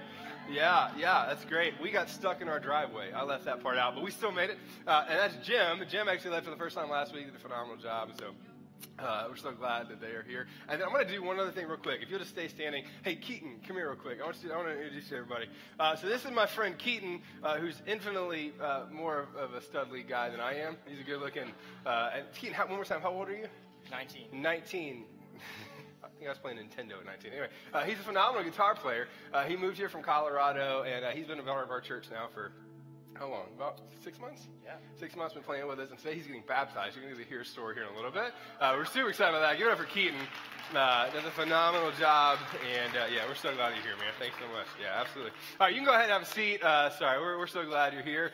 And if it's your first time, I just want to say welcome. One of the reasons we sing songs like that is because we believe that there's this uniting thing for all of us, and that uniting thing is that we're all broken people. Like every single one of us, we're broken people trying to figure out life and trying to figure out that thread that kind of moves through life, because I think we all need grace at some point. We all need forgiveness at some point. We just believe that we found that in Jesus Christ here. And so anyway, we're so glad that you're here. Today, I want to go ahead and invite our ushers to move forward. We're going to receive our offering.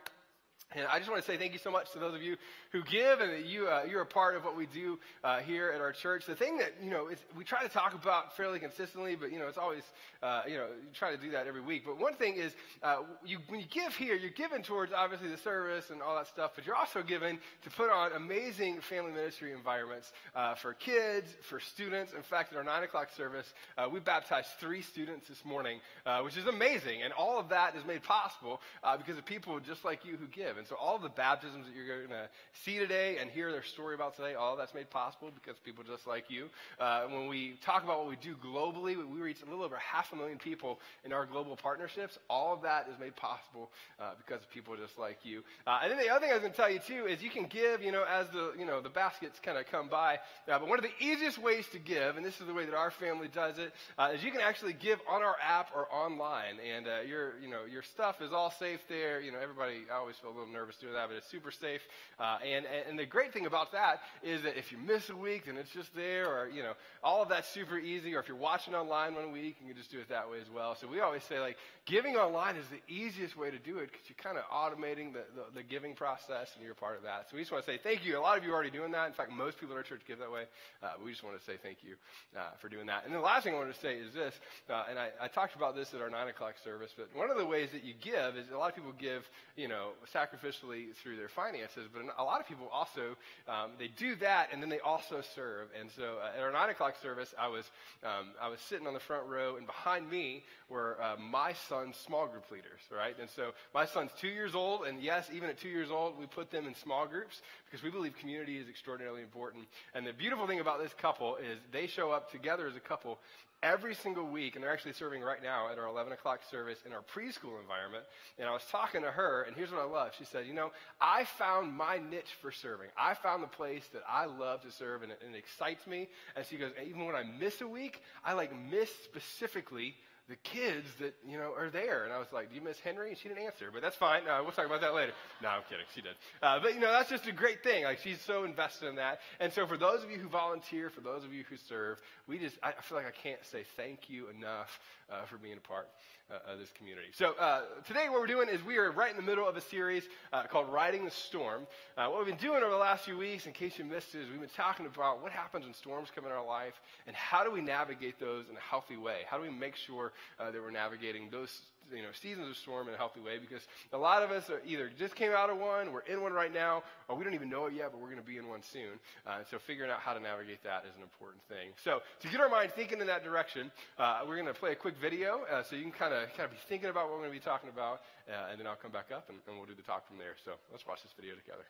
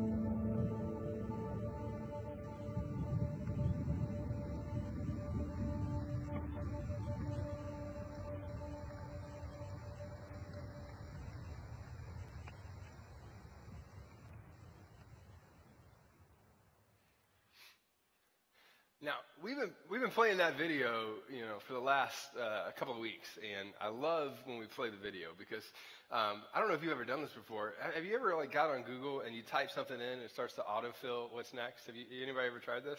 I love it, because when you start typing, it knows a little bit about you based off of your search history, which is creepy, but we'll talk about that later. And then what happens is it also takes into account what other people are searching for, right? And so when you start typing in questions or you start typing in things that you want to know about, or, you're searching for certain things, all of a sudden what it does is it takes a little bit of who you are and what you search for, but it takes a lot of bit about what everybody else searches for, and it kind of puts it all that information into one autofill system, and we don't think about it because it happens, feeling instantaneous. And when you search for funny things, it's funny and it's great. But when you search for more of those serious, deeper life questions, all of a sudden, when you step back, you begin to go, the questions that you have about life, other people have about life. And the questions that you have about, faith and eternity, and is he up there, is he not up there, people have those same sorts of questions. And then the other, kind of bigger part of this is the questions that you have about the difficult parts of your life and the struggles that you have. You begin to discover that you're not the only one who's walked that road. You're not the only person who's walked through a storm even similar to yours. And though your story is in some ways unique, and it's unique to you and unique to your personal experience, in some ways it's not. In some ways, someone else has walked through the marriage crisis that you've walked through. In some ways, other people have walked through the family crisis that you've walked through. So other people, some empty nesters that you feel disconnected to your son or daughter, and they're in their 20s, and they're, out of the house, and you're trying to figure out how do you build a relationship with them again. You're not the first person to walk through that. You're not the first person to do a Google search on how do I reconnect with my 30-something-year-old kid. And those storms come into our life, and we're all united by the fact that we have those, or we're going to have those, or we just came out of them. But what we said week one, it's really the foundation for this entire series that we're going to be talking about, was this, that if you're not a follower of Jesus, it's kind of hard, do you believe this? But you're here, so you probably have questions about it at least. But if there is a God, and if that God of the universe knows you and knows who you are and, is God, then maybe, just maybe, that divine thread kind of threads its way through your existence as well. That divine sort of presence threads, the needle in terms of your life connecting you to other people, and that your hurt and your pain and your suffering and your questions and your doubts, there's something actually in it that connects you with others. And then not only that, but what happens if this God of the universe not only is a part of all that and threads you and connects you to others, but what happens if he's actually present and doing something in those storms? And so week one, in case you missed it, that sort of thing, what we said was this. We said that God often uses our storms to transform. Right? God often uses our storms to transform. And what he transforms is oftentimes us. That God changes us through our difficulty and our pain and our suffering. Some of you have told that story before. Like this difficult thing that I never wanted entered its way into my life, and then it did. And on the other side of that, a year later, 5 years later, 10 years later, I'm a different person, and I'm so glad that I am, Some of you look at that, and sometimes it's a difficult thing that you're still processing through 5 years later. 10 years later, 20 years later. And you would say, you know what, I'm transformed, but I'm still trying to figure out if it's for the better. And maybe it was God, maybe it wasn't, but I know that I'm a different person on the other side of what happened. And week one, we said that God is transforming you through those things, but not only that, but God is transforming you through those things, but he's also transforming other people through your story. That your story is not unique, that, it happens, and in some ways it might be unique to you, but other people have had that story. But then the beautiful part of life is when people say, here's the struggle, here's the difficulty, here's the suffering that I walked through, here's my doubt, here's my questions, I came out on the other side of it. Now let me tell you that there's hope on the other side. And what you've done is you begin to share your story, and as you've shared your story of brokenness and how you screwed things up, but then God redeemed it, all of these sorts of things, it begins to transform the hearts and the lives of other people. But none of that diminishes the pain and the suffering and the heartache of what the storm still brings. And we've talked about this in varying ways, but today what we're going to do is we're going to talk about this specifically in what I think is one of the most difficult areas of our lives. We're going to talk about this specifically in the area of our dreams, right? We're going to talk about this specifically in the area of our dreams. Now, when it comes to our dreams, the thing that becomes, so fascinating for us and so kind of interesting for us. Sorry, do you guys hear a ringing? I can't stop hearing it. I'm so sorry. Can we I don't know how to tweak that. I'm like ADD out the wazoo, so I'll start talking about rabbits if we don't fix that. Sorry. Anyway, I don't know why rabbits. I'm pro rabbits. I'm a fan of rabbits. Not rabbit trails, though. We're going to end early, I promise. Nope. Anyway, so I want to talk about this in terms of your dreams, right? Now, when it comes to your dreams, right, the thing that's so difficult to talk about is that if you've ever had dreams that have come out on the other side and it was a broken dream, right? That you had dreams or hopes for the future, but it was a broken hope for the future. And all of a sudden, you saw it and you thought about it, and this is the hope that I have for the future. All of a sudden, when you begin to experience that, what begins to happen in our hearts and in our lives is that when we look forward to it, we see what could be and we realize that it can't be. And some of you, you're on the other side of a divorce. And that divorce is final and it was 5 years ago. And you feel the weight of it and you feel the brokenness of it and you feel the angst of it. And you look forward to your future and you're like, I don't know how to navigate my future from here. But the future that you're going to experience is deeper or different than the future that you would have experienced when you were 20 or 30. We talked about this when it comes to your relationships with your kids. A lot of you are empty nesters, and you know what it's like to lay in bed at night and stare at the ceiling and just feel angst and worry about what your 20-something or 30-year-old is doing. And they've broken relationships. They've asked you, I don't want you in my life. And they've had the whole fight thing. And somewhere around middle school, they went from being a child to being, I don't know what, but it wasn't good. You know what I mean? Like 7th grade, you're like, I don't even know what to do with you right now.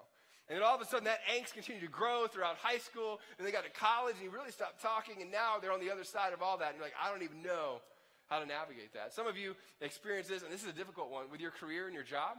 That you had a very specific plan, and you had been climbing the ladder, and you had moved in the direction that you needed to move in when it comes to your job, and you climbed the ladder, and you're right there before the position that you always knew you were talented enough for.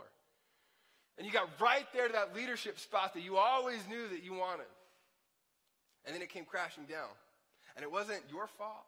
It had nothing to do with your talent, gifting. It just happened. And your plans for the future shifted, and they changed. And your dreams found themselves broken. Now, what I'm going to do for the next few minutes is I want to talk about how you navigate that. Because it's one of the most difficult things to navigate, but it's not unique. That almost all of us at some point will have a dream that gets broken that we have to figure out how do we navigate from, and have to figure out what it looks like from there. Now, over the last few weeks, what we've been doing is we've been doing like a case study on a guy in the New Testament. His name is Paul. Paul, if you're unfamiliar with Paul, or if you don't read your Bible very often, or if you haven't read it at all, Paul is an interesting person in that Paul has experienced an enormous amount of suffering, enormous amount of pain, enormous amount of angst through his life. But it didn't start that way, right? Paul was a fascinating young person, right? Now, as Paul kind of progressed through, he was kind of like a rising star on the fast track in this ancient culture that really elevated religious leaders. And so what happened is Paul, studied hard. He was very intelligent, moved on the other side of that. And what happened is he began to have, this apprenticeship with a very popular and famous rabbi in that culture. Right? And so he was kind of this apprentice of this rabbi, and he was kind of on the fast track. Now, you don't really think about it in terms of being an apprentice to a rabbi. So what I liken this to, because I'm a geek, is if you're a tech person and you love Apple products, and all of a sudden you got to study under Steve Jobs. I want you to think about this for a second. So Steve Jobs shows up, he's like, you know what? You're smart. I choose you. Study, underneath me. And you're like, Apple. And you have 12 iPhones at this point. You know what I mean? And you're studying under Steve Jobs. That's kind of what Paul was doing. He was studying under this very popular and well-known rabbi. And he began to develop relationships with people in the religious community that would elevate him probably quicker than he would have. Now, what happens is there's two groups of people, and it feels confusing, so I'm going to try to break this down really, really quickly and simply. There's two kind of different parts of this religious community. And the two different parts of this religious community would be the Pharisees and the Sadducees. And Paul was a Pharisee, right? Now, what happens is Paul kind of rises with these Pharisees. He rises with this group of people. But the other side of it, right, the other side of it was the Sadducees. But Paul was extraordinarily intelligent. Now, I don't want you to miss this. So he was a Pharisee that began to point to the Sadducees and build relationships with the other side of the aisle. And so Paul progressed. He was on the fast track. He began to build those relationships with the Pharisees and the Sadducees. In fact, as you progress through his career, he actually gets this assignment from the other side of the aisle, the Sadducees. And the Sadducees sent him out on this kind of mission-critical thing. And when he goes out, he's on his way to this mission, and he meets Jesus in this extraordinary, miraculous way. And all of a sudden, his life is completely shifted and moved in a different direction. And what Paul does next is he begins to plant all of these churches all over the ancient world. He begins to spread this truth of the gospel that Jesus died, but he's not dead anymore. And he starts talking about what they would call the way during that time period. And it just exploded all over the ancient world. In fact, the fact that you're sitting here today is in large part because Paul decided early on that he was going to take this truth not just to one small specific group of people, but to all people. But as he began to do that, his early ties and this early kind of career he had and this trajectory that he has, it created an enormous amount of tension with the former religious leaders that he had. Both the Pharisees and the Sadducees, it created an enormous amount of tension. And the reason that it created tension, and then we'll jump into the narrative. The reason that it created tension was that both the Pharisees and the Sadducees didn't view this, gospel way as being something that should be shared with all people in that time period. In fact, Gentiles, or people who were not Jewish, were viewed as unclean, and distant from this religious center or culture that was. And so what we get is Paul living his life, doing all of these miraculous things with these ancient churches. But you almost get the sense of like there's this ache inside of him to go back to his roots and share what he believed to be true to them as well. As you read through the story of Paul and Paul's life, you get this kind of constant ache that he wants to go back to Jerusalem. He wants to go back to the epicenter of these religious groups of people and speak on and talk about what he was giving his life to. So later on in his life, in fact, not too long before he was killed, he gets the opportunity to do just that. And people were saying, hey, it's too dangerous for you to go back. You've been doing all sorts of things. You've stirred up, all the angst with these different groups of people. And Paul's like, I'm going. And so he shows up to Jerusalem. Now I want you to picture this for a second. We'll go back to the Steve Jobs illustration because, Steve Jobs. He goes back to this, epicenter, and he begins to talk about these deeply rooted beliefs. And all of a sudden, this big crowd kind of shows up, and he's teaching on it. And they're kind of sitting there like, yeah, they're clapping, And I feel like there's some Southern church people there because that's where I grew up. They're like, amen, brother. That sort of thing's happening all along the way. And then there's all these sorts of people that are cheering, yeah. He's teaching. He's kind of this famous teacher at this point. And then all of a sudden, he gives this line, and he starts talking to this group of people, and he says, and this truth is for all people, including Gentiles. And this is where the crowd becomes a mob. Right, you ever experienced this? Like at, Thanksgiving table, and you have that crazy uncle, and you start talking politics, and he doesn't know where you stand until about 30 minutes into the conversation, and all of a sudden you say something, and the whole time he's been cheering you on, yeah, I agree. Then you said you voted for, and he goes, wait a minute. Paul says it's for all people. And they're like, yeah. Wait, what? And almost as instantly as he had captivated the crowd turns on him. And they begin to beat him. They begin to punch him. They begin to Jedi him all up and down. Jedi him. These ancient streets. And that's the stage that we get to pick up on. He's in this community that he had this constant ache and dream to come back and tell the truth to. And he's beaten, and he's pulled out of it. But he's going to get the opportunity to stand in front of all of these religious leaders in what's called the Sanhedrin, or this massive gathering of these most important people of this religious community, and share what he'd been wanting to share for a long time. This is the moment Paul was waiting for. This is where we're going to pick up in Acts chapter 23.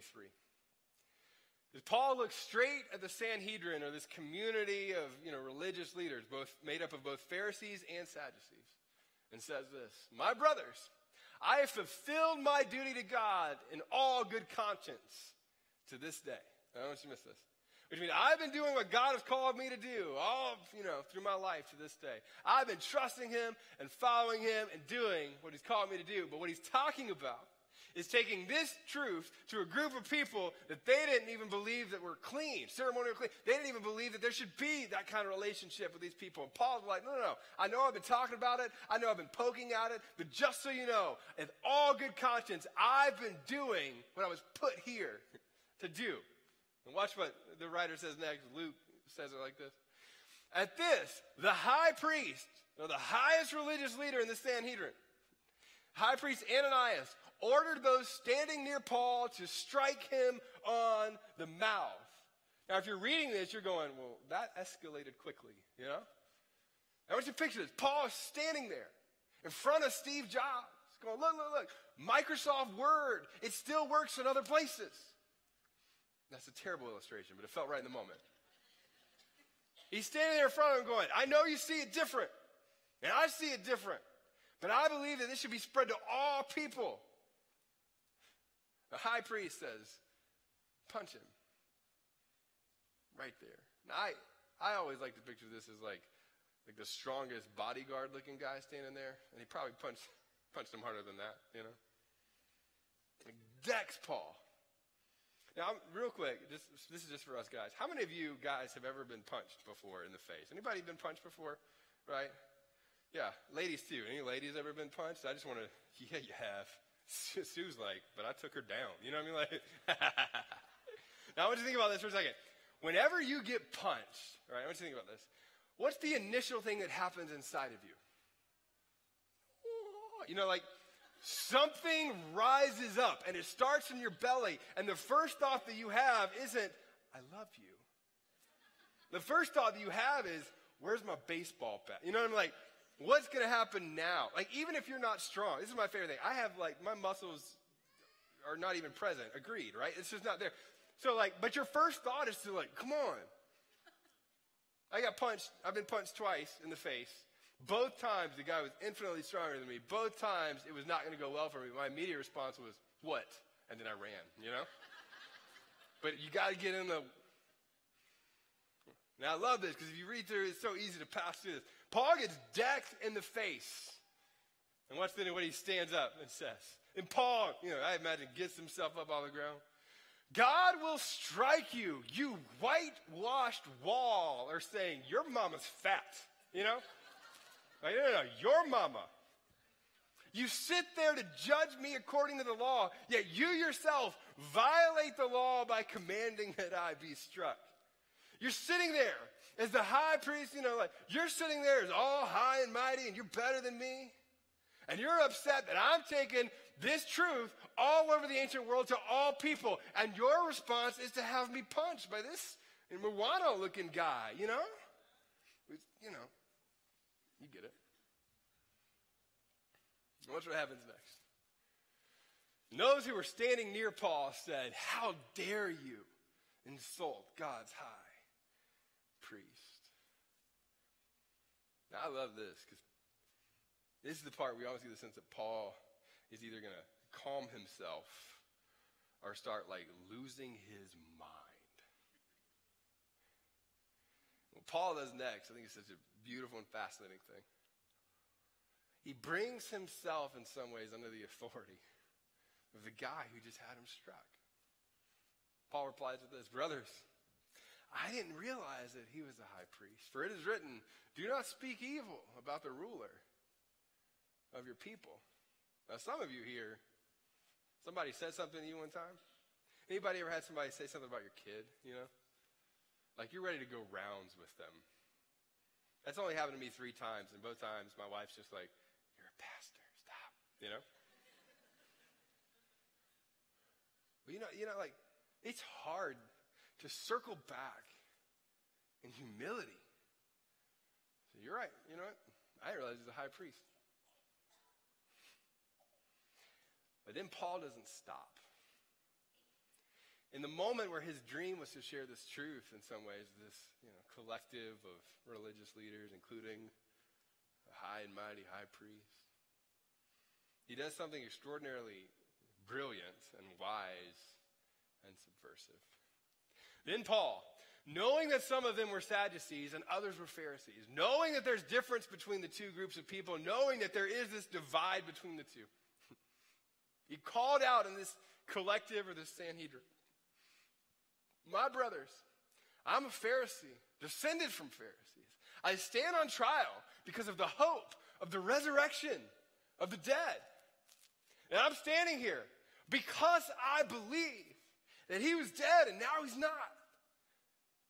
That there's this movement happening all over the ancient world, and you may not have seen it yet, but I believe it's possible, and I believe it's changing the world. You just hadn't seen it. Come on. You guys you're behind. And he aligns himself in some ways with the Pharisees, which is kind of the group that he originally grew up in. He throws like this word bomb in front of both of them, and he creates an enormous amount of chaos. Now, I want you to think about this. This is grown men in some ways like in a church office who should have their stuff together, who build it all on their righteous and they're good and they have it together, this internal belief that, we've got this together. Paul throws this word bomb in, and watch what happens next. When he said this, a dispute broke out between the Pharisees and the Sadducees, and the assembly was divided. Now, here's what they were divided on. The Sadducees say that there is no resurrection, not even possible, and that there are neither angels nor spirits, but the Pharisees believe all these things. Have you ever been in like something that escalated quickly? Ladies, you know this, right? It started with that look that, she's just one of those. And then you did it too, and then your friends came along. It's like middle school, I don't know what this is, but you get it, right? Angst. And the angst builds, and the angst builds. And then you've got people that are on your side, and they got people on their side, and, you know, it's like Benny and the Jets kind of thing. Is that a song? What is that from? Does that count? What am I trying to reference? Sharks and the Jets, yes. West Side Story? You get it. Yeah. All right, so this, yeah. All right, so we're gonna play the 9 o'clock online. All right, so anyway. So all these people, like, you know, there's this whole thing that's building, and the angst is building, the tension is building. And I get the feeling that Paul just kind of steps back and is like, yes, you know? And he divides them over the truth that he wanted to share the whole time. Grown men, says this, there was a great uproar, and some of the teachers of the law who were Pharisees stood up and argued vigorously, which I think about in terms of, like, you know, Dead Poet Society. Remember when they stand up on the table and they're all excited? You know, Robin Williams gets them all around, stand on the table. We find nothing wrong with this man. We find nothing wrong with Paul. What if a spirit or an angel has spoken to him? What if he's right? And this collective of grown men who are religious leaders and righteous do this. The dispute became so violent that the commander was afraid that Paul would be torn to pieces by them. That Paul's like in the center, one group's pulling him one way, the other group's pulling him the other way, his clothes are getting ripped, it's all getting violent. I feel like he's like, that tickles. Like, look what I did. Like, I think he's excited in some ways maybe about this. And he ordered the troops to go down and take Paul away from them by force. Which means I don't know that Paul wanted to leave. And bring him into the barracks. Now here's where I want to talk about you. Because Paul's dream in some ways kind of got shattered. That Paul's constant ache to be able to share this in front of the Sanhedrin and everybody go, you're so smart. I believe you. Let's do this together. We want to help you plant churches. Let me give you money. Like, it erupts in this violent tirade of grown men losing their minds. And maybe Paul had people with him, but I'll say this, right? When you read through the text, you get this sense that it wasn't his people with him, that they rush him off into the barracks and that he is now found alone. Now, you know this feeling. Anybody who's ever been through a storm knows this feeling.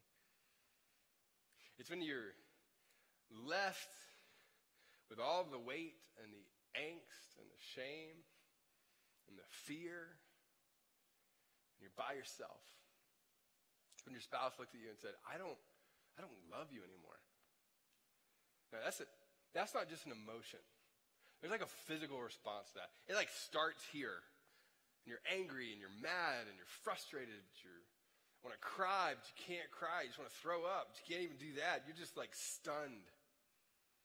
Or when your kid tells you for the first time, I hate you. And you don't have words for that moment. All you have is angst. Or when you go to sit down, I don't listen, you go to sit down. I want you to listen. And before, you hit the chair, you know that the next words out of your boss's mouth is that you're not going to be here anymore. And all you fear or feel is that angst. And you feel alone. Now, I get the feeling that when you look at Paul's narrative and his journey through all this, that of all the times that you would want God to show up, it wouldn't be in this moment. It'd have been in the one that happened an hour and a half or 2 hours or the day before. It'd have been when he's standing in the Sanhedrin and he's like, God, if you're up there, come on, let's do this together. It felt like God was nowhere to be seen. For you, it's in the moment when you want to come back to the person who's hurt you with all sorts of word jujitsu, but you got nothing. You're just left with that angst. And you feel alone and isolated. The problem with isolation is that isolation does something to you. In fact, we say it this way: isolation amplifies fear and diminishes our capacity to see what could happen. That isolation draws you into a space where you are left believing that it's all up to you and that you are alone. And it's the moments when you feel nothing, but you've been a follower of Jesus for 20 years, and you're left going, if you're up there, this would be a great time. Show up. And it's like silent, and you feel nothing. Or you come here, and we sing songs, and, you used to get all emotional and excited, and whatever that is. You're like, and now you're like, I don't even want to be here. The worst part is when, like, your friend looks at you, and they say something that's true, and it just makes you angry. Even though you know it's true, it just makes you angry. Because you feel alone in your pain. And it's in that moment we get a glimpse in the character of God.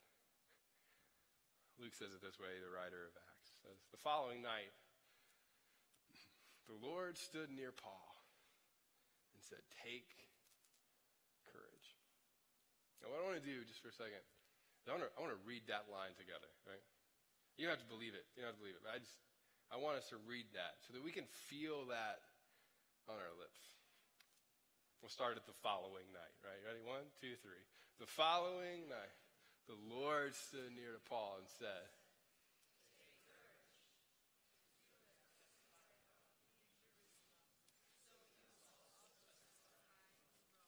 here's our left. Paul could have said, muster up the courage. The courage is in you. The courage is you. Paul could have said, you are enough to have courage on your own. Or God could have said to Paul.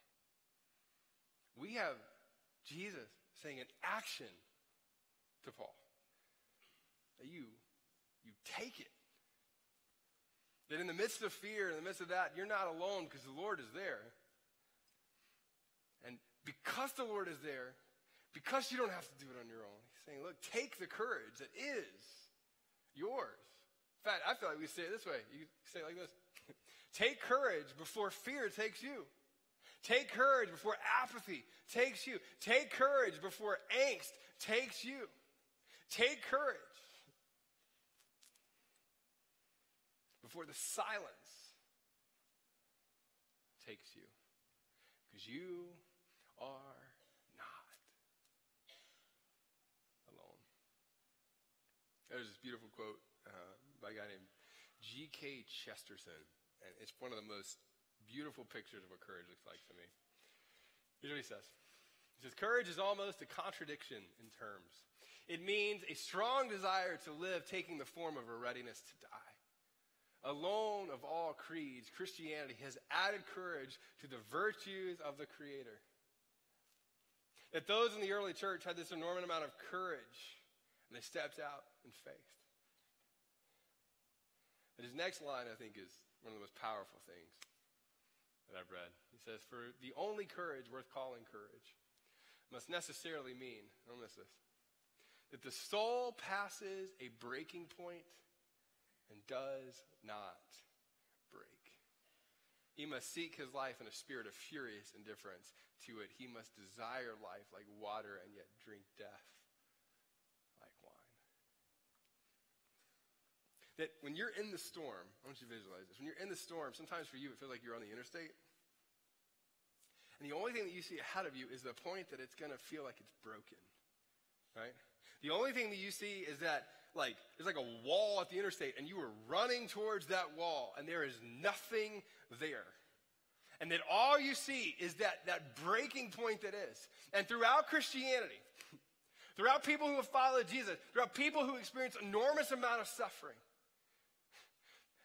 the narrative that we get with Paul, with other people living today, people that you talk to in their 70s who talk about these kind of seasons, what you find is that there's that wall, and the only thing that you see is a breaking point. But that somehow you make it to the breaking point, and on the other side of that is Jesus waiting for you. And you begin to realize that you were never alone on your own. You were never doing it by yourself. And that though that breaking point seemed like the end of the road, that it's not the end of the road. When Jesus shows up to Paul and says, look, you're going to testify in Rome that I know that this didn't go the way that you thought. I know that this dream isn't what you thought it was going to be. But let me tell you, you were never alone. You're going to go to Rome and you're going to preach this gospel and you're going to testify about it. Now, the part that we don't like to talk about with this is that the testifying part is from the Greek word that we would get martyr from. And ultimately what's going to happen is Paul is going to go to Rome, he's going to preach this gospel, and ultimately be killed. But the beauty in all of that brokenness is that God says, your purpose in life and where I'm leading you, you thought it was going here, but I am going to lead you here. And past that breaking point is where freedom is. And past that breaking point is where my will for you and the world is. And past that breaking point is where you find joy. That within our broken dreams, you were never alone. And within our broken dreams, that there is a God who's leading you through it. And within our broken dreams, you might find yourself at the breaking point, but the breaking point is not the end.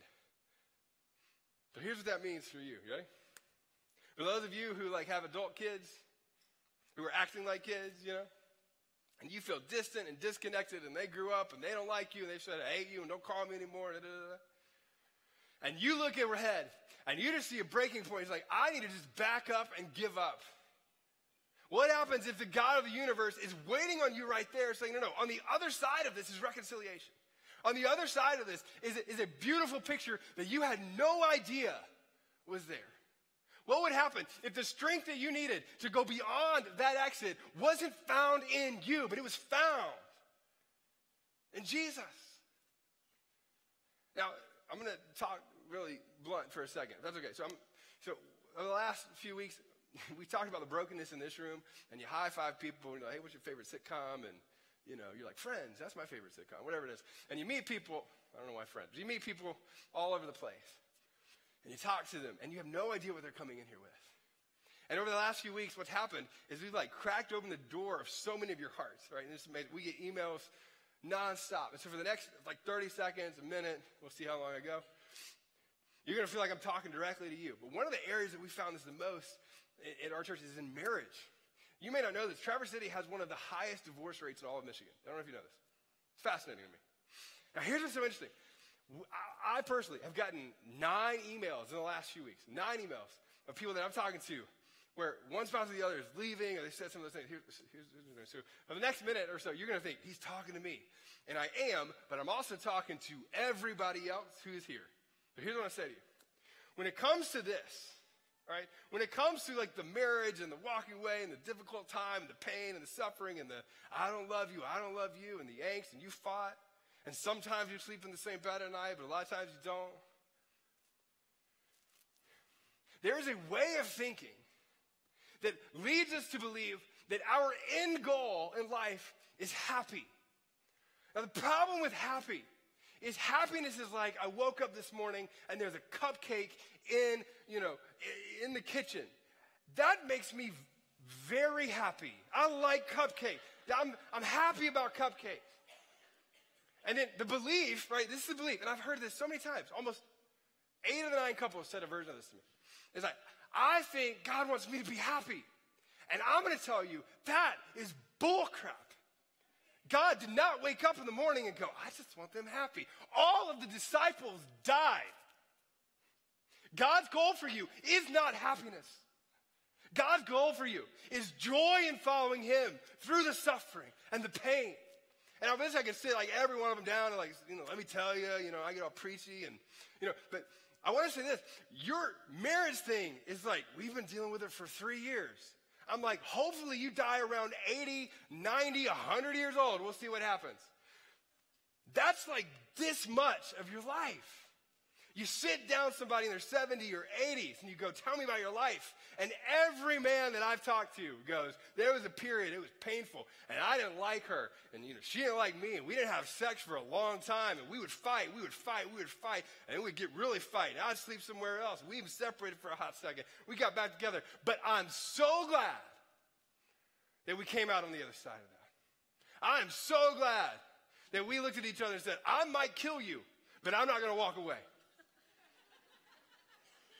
My wife says that to me every once in a while. I'm like, well. Then the other day she goes, I know how I would do it. I was like, whoa. Now look, and then I'll be done in a second. I don't want to soapbox, it's a big one, but let me say this. And then the hard part for me, this is the hard part for me, is then there are friends that come alongside you and they're like, listen, you need to be happy. I want you to be happy.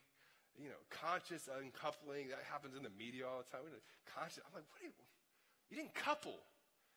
You became one. I was a student pastor one time. We would glue these pieces of paper together. Like, this is what God means when he says one. You're one. Try to separate them. They all rip apart. You're like, you can't unone what God made one. And they're like, but you should be happy and you should pursue your dreams. Da, da, da, da. I'm telling you. You should not have those people as friends. You should remove those people from your life. And you should go back home. No, you should go back home. And you should sit down at the table. I tell people who have affairs, they'll come out, they'll sit down, we'll talk about it. You go back home, you sit down at the table. Like, I don't know why I'm here, and I feel nothing for you. But I'm going to come to this table every day for the rest of my life. And I promise you this. He's 30, he doesn't know. Go talk to somebody who's not. That's fine. When you talk to people who work through it, they're glad they did. You're like, their story's different than mine. Your story is not unique. I don't love her. So? I don't like him. I don't either.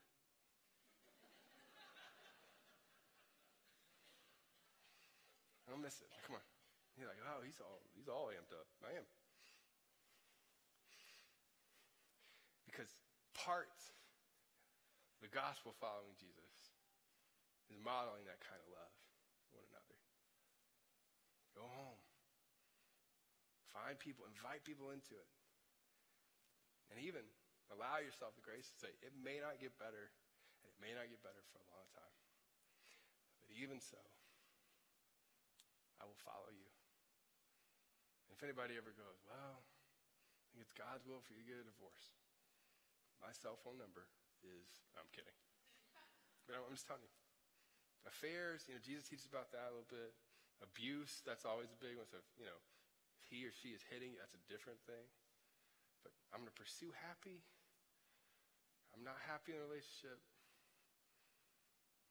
Just stop. You'll regret it. All right. I don't even know what I was talking about. Let's come back to here. What are we talking about? All right. So Paul talks about one other thing in 1 Thessalonians that I want to hit on, and then we'll wrap up. I think from this posture, Paul talks about two words that are extraordinarily important, and the two words are encouraging and discouraging. Therefore, encourage one another and build each other up, just as you are doing. So in the seasons of storm, in the seasons of pain, in the seasons of angst, build each other up. And we urge you, brothers and sisters, warn those who are idle and disruptive. Encourage the disheartened. Help the weak. And be patient with everyone. So here's what I'm going to tell you. If you're in that season of a storm, right, and I was briefly touching this. If you're in that storm season, here's what I'm going to say. That courage, right, courage is extraordinarily contagious. It is. You surround yourself with people that are courageous, you'll feel some of that courage. You'll be inspired to that. Sports teams, they get around this, it's easy to see this. The other truth is this, though, but so is fear. If you surround yourself with people who are fearful, if you surround yourself with people who are saying things that aren't true to you, if you surround yourself with people who are only moving towards the angst, and don't miss this, you're going to move in that direction. The best thing that you could do in a lot of times is just remove those people from your life and move in the direction that God has called you to do by surrounding yourself with people who promote what it is in you that you want to be. And then the last thing we say is this, and then we'll wrap up, is this. We, all of us, we have no idea what hangs in the balance of our decision to choose courage rather than fear, courage rather than angst, courage rather than easy. So I want you to look at me just for a second, and then I promise we'll wrap up. Some of you, you've been let go, and the fear part is taken over, the angst part is taken over, all of that's taken over. But you have no idea what hangs in the balance of you looking out and saying, all I see is a breaking point. Well, what's on the other side of that? Some of you have no idea that God's will may have been for you to be let go. So on the other side of this, you could start something that's extraordinary. You have no idea. You have no idea what hangs in the balance of your decision to choose courage over fear. All right, those of you, come on, that have kids and you're a high school parent, middle school parent, you just feel the angst and all that. You have no idea what hangs in the balance of your decision to lean in. To say, you know what, I'm gonna keep coming back to this, even though you don't like me right now, and I embarrass you every time I drop you off at school, and you don't want me around your girlfriend, Or you're the person that lays in bed at night. You haven't talked to your kid in a year, and you're like, I'm gonna stop calling. Do not stop calling. Don't. You have no idea what's on the other side of your decision. To be courageous and move towards that wall. And then, I know I got a big soapbox and had a lot of coffee.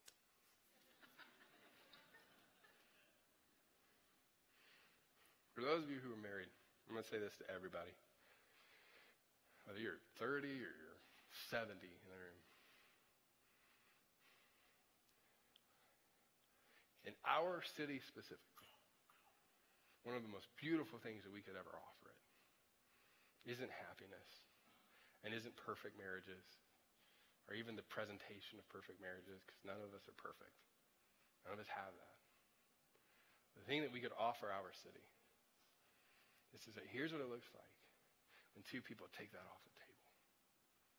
And that we come to the table again and again and again with our angst and our fears.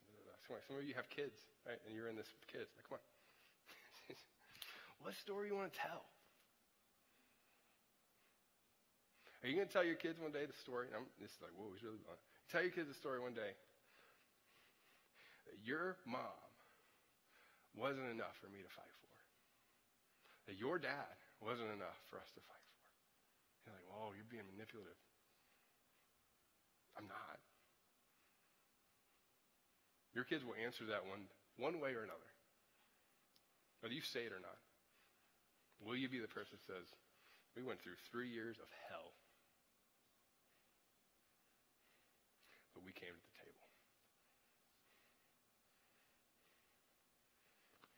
Okay. Ooh, that was heavy. All right. So here's what we're going to do to wrap up. I want to bring the lights down. I'll tell you why in a second. We'll bring the lights down. We need baptism in a second. The lights are dark, and the reason that we're going to do this today is I want you to respond, right? Just for a second. Now, it's not going to be crazy. It's not going to be weird and hope, but some of you, what you've experienced is only the view of the breaking point.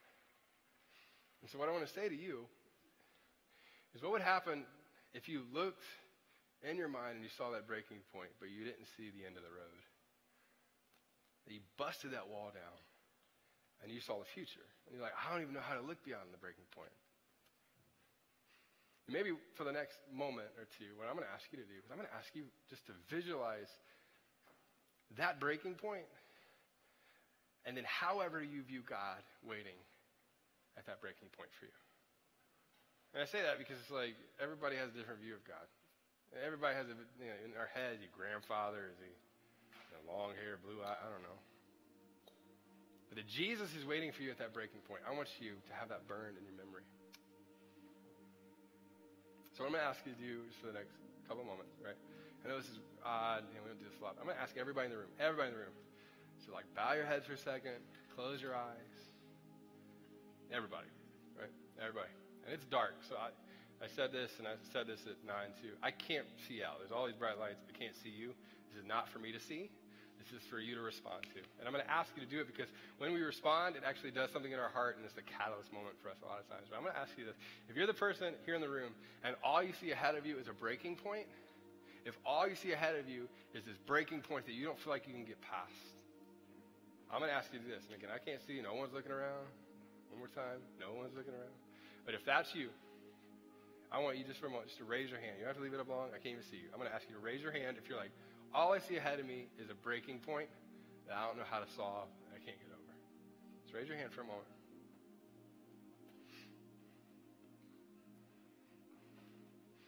And if you raise your hand with everybody's eyes closed, head bowed, here's what I'm going to ask you to do. I'm going to ask you to actually visualize what I just said. that you're like going whatever that road is or highway, and you see that wall or that breaking point, and however you view God, I want you to picture God waiting on you right there.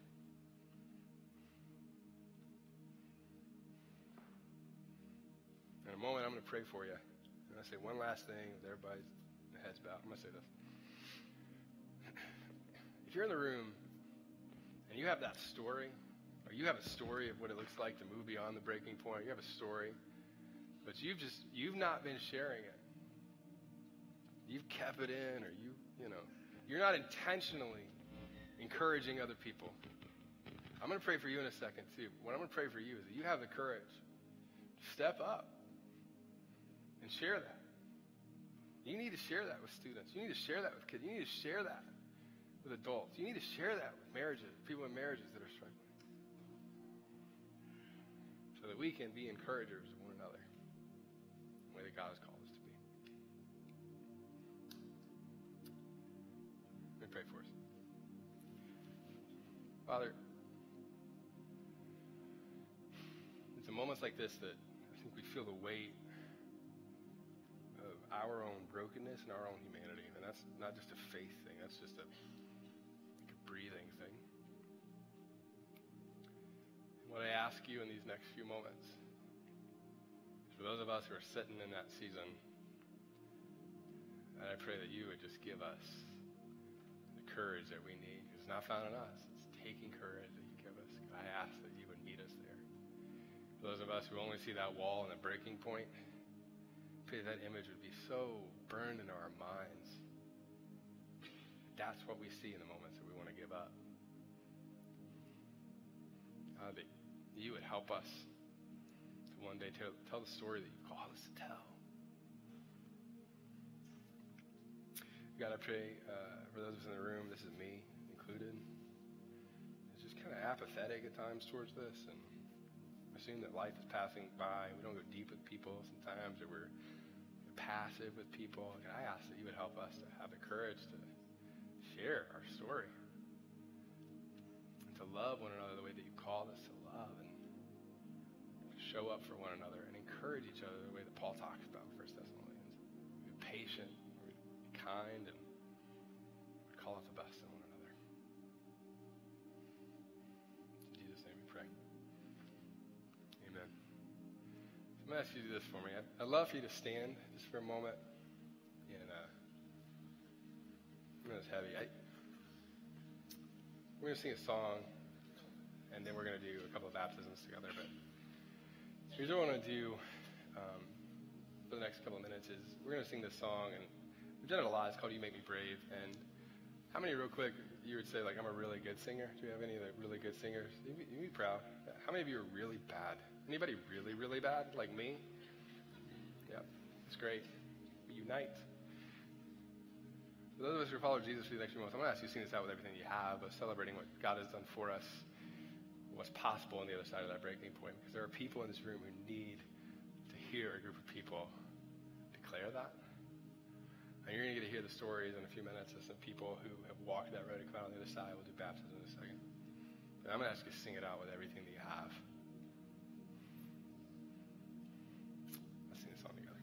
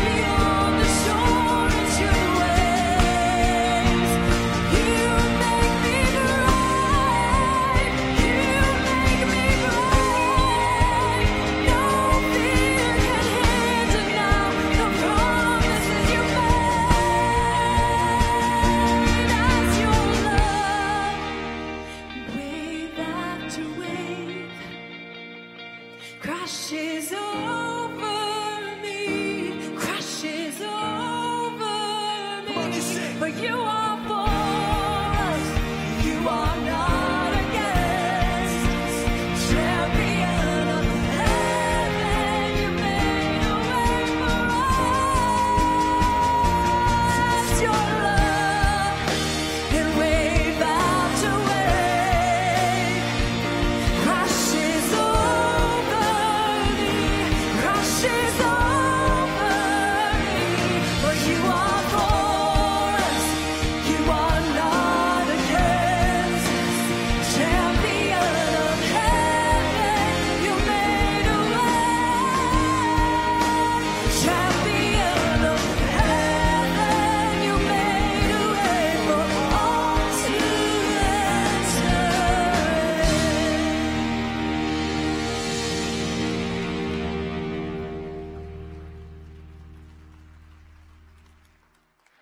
All right, I'm so excited this morning. If you want to, you can stay standing.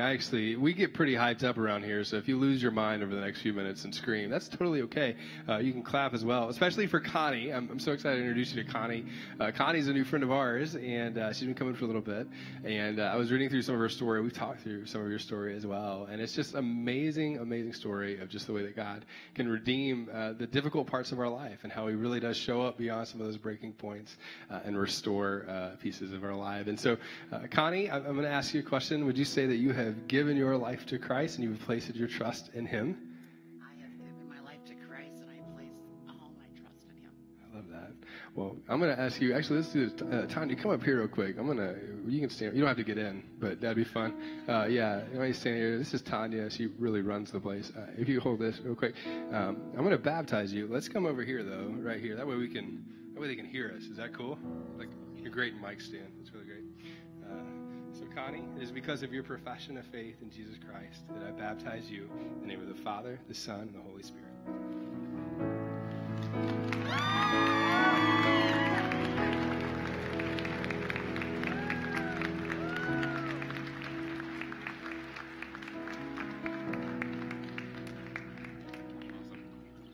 All right, I want to introduce you real quick. I think I went in with you. That was awesome. I enjoyed that. Season, come on up here. I want to introduce you real quick to Season.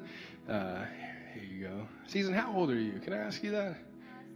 17. You're 17. So high school student. You're junior, senior? Senior. Where do you go to school at? I do homeschool. Homeschool. Great. So Season, one thing that we ask people to do is when they get baptized to kind of share their journey and share their story about what God's been doing in their life. And I hope, I don't want to put you on the spot, I hope one day we're able to really capture her story on video.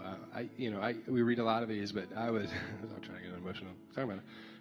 I read her story, and what you have done as a 17-year-old, what you have been through, for most of us, the breaking points that we're pointing to, even as in our 40s, 50s, and 60s, pale in comparison to what God has been doing in your life from the time that you were very little. And it's a story of beauty and redemption and just an extraordinary amount of grace.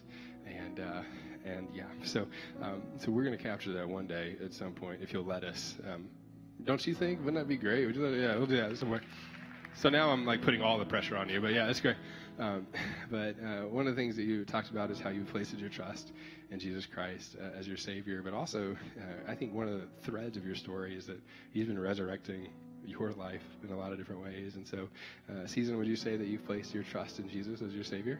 Yes, I have. Yeah, that's awesome. All right, Tanya, human mic stand. There we go. Well, Season, we'll do that right there. There you go. It's because of your profession of faith in Jesus Christ that I baptize you in the name of the Father, the Son, and the Holy Spirit.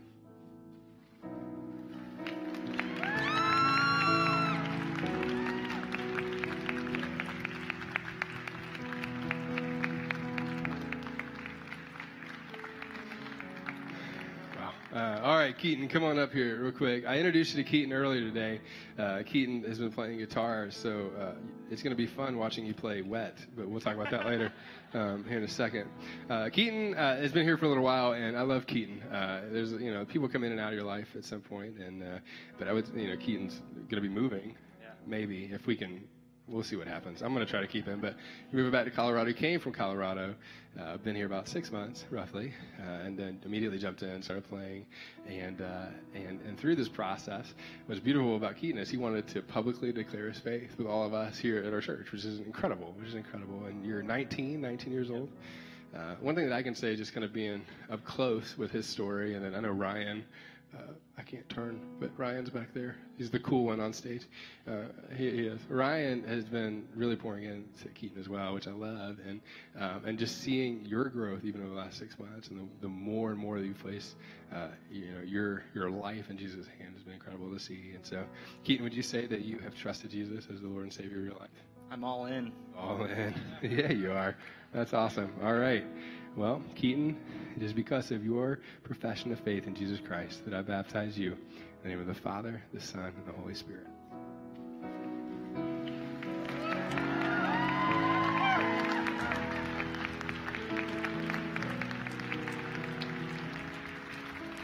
All right, well, I know we've gone a little bit over. One of the things we've gone over. One of the things we love to do is after we do baptisms, we just love to celebrate this together. And so we're going to do a song that we've been doing here for a while that really outlines what we believe about God and what he does in people's life.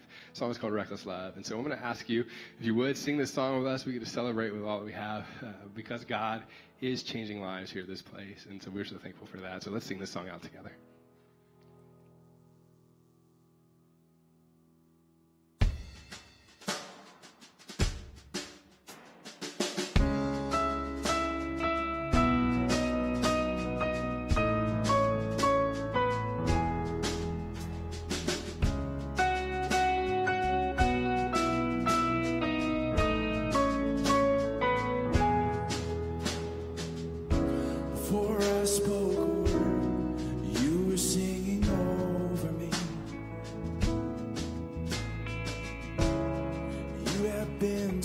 So good to me.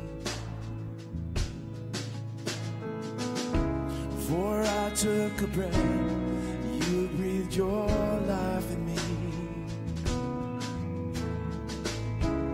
You have been so kind to me. All right, let's sing this out. Oh, the overwhelming, never-ending, reckless love of God. Oh, it chases me down, fights till I'm found, leaves the 99. And I couldn't earn it, I don't deserve it, still you give yourself away. No, the overwhelming, never-ending, reckless love of God.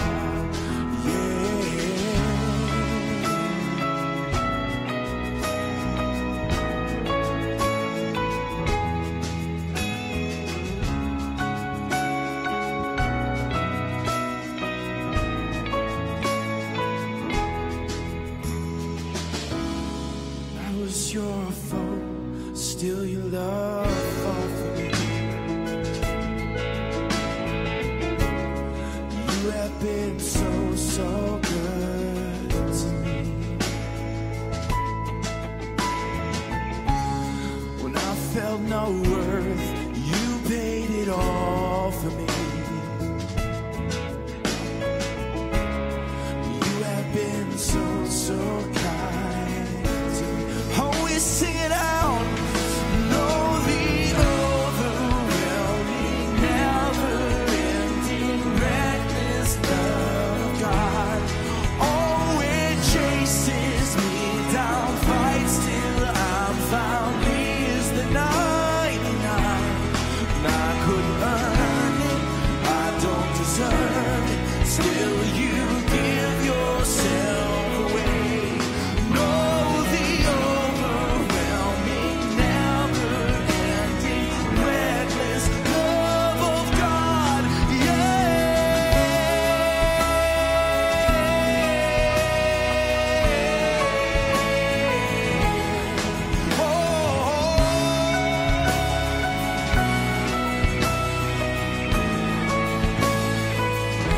Let's see this together. There's no shadow you won't light up, mountain you won't climb up, coming after me. There's no wall you won't kick down, lie you won't tear down, coming after me. Sing that again. There's no shadow you won't light up, mountain you won't climb up, coming after me. There's no wall you won't kick down, lie you won't tear down, coming after me. Oh, we declare it. There's no shadow you won't light up, mountain you won't climb up, coming after me. Oh, we sing it there. There's no wall you won't kick down, lie you won't tear down, coming after me. There's no shadow you won't light up, mountain you won't climb up, coming after me. There's no wall you won't kick down, lie you won't tear down, coming after me. Overwhelming, never-ending, reckless love of God. No, it chases me down, fights till I'm found. Leaves the 99, and I couldn't earn it. I don't deserve it. Still, you give yourself away. Oh, the overwhelming, never-ending, reckless love of God.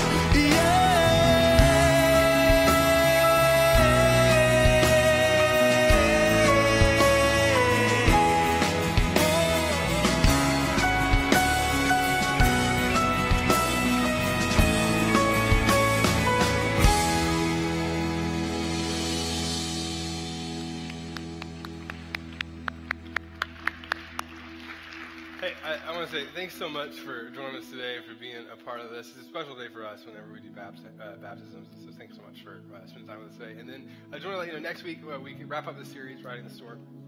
It's going to be an incredible week for you to be here. And then I want to let you know, too, if it's your first time and you made it through all of the 90 minutes I think we were in here, thanks so much for being here and joining us today. If you have questions or if you would like to know more about our church, you can go to Starting Point out in the lobby. We have all the information for you out there. Or, if you're introverted, you're like, I don't want to meet anybody today, you can go to startingpoint.today. It's totally fine. You just go there, let us know your information. One of our staff will reach out to you. We have a gift for you that way as well. Thanks so much for being here. We'll see you right back here next Sunday, next week. Thank you so much for watching online. We're so thankful that you're part of our online community here. What's so amazing is that if you think about it, you're actually a part of a community that's about as large as the people that are in this room. And so we just want to say thanks so much for joining us on there. And we'd love to see you live at some point. If you live here in Northern Michigan, you can always visit our Traverse City campus on Sundays at 9 or 11 a.m. Or you could continue, obviously, to watch online, too. It's one of the easiest ways to connect with us here. I also want to let you know that when it comes to following us and knowing more about our church, the best way to do that and to get a glimpse into who we are is really through Facebook, Instagram, or Twitter. We're constantly posting about what's happening here. We're also posting kind of inside, kind of the scoop about what's going on here on those sites as well. So you can always follow us there to find out more information about who we are. Again, thanks so much for watching. We'll see you right back here next week for part 4 of Riding the Storm.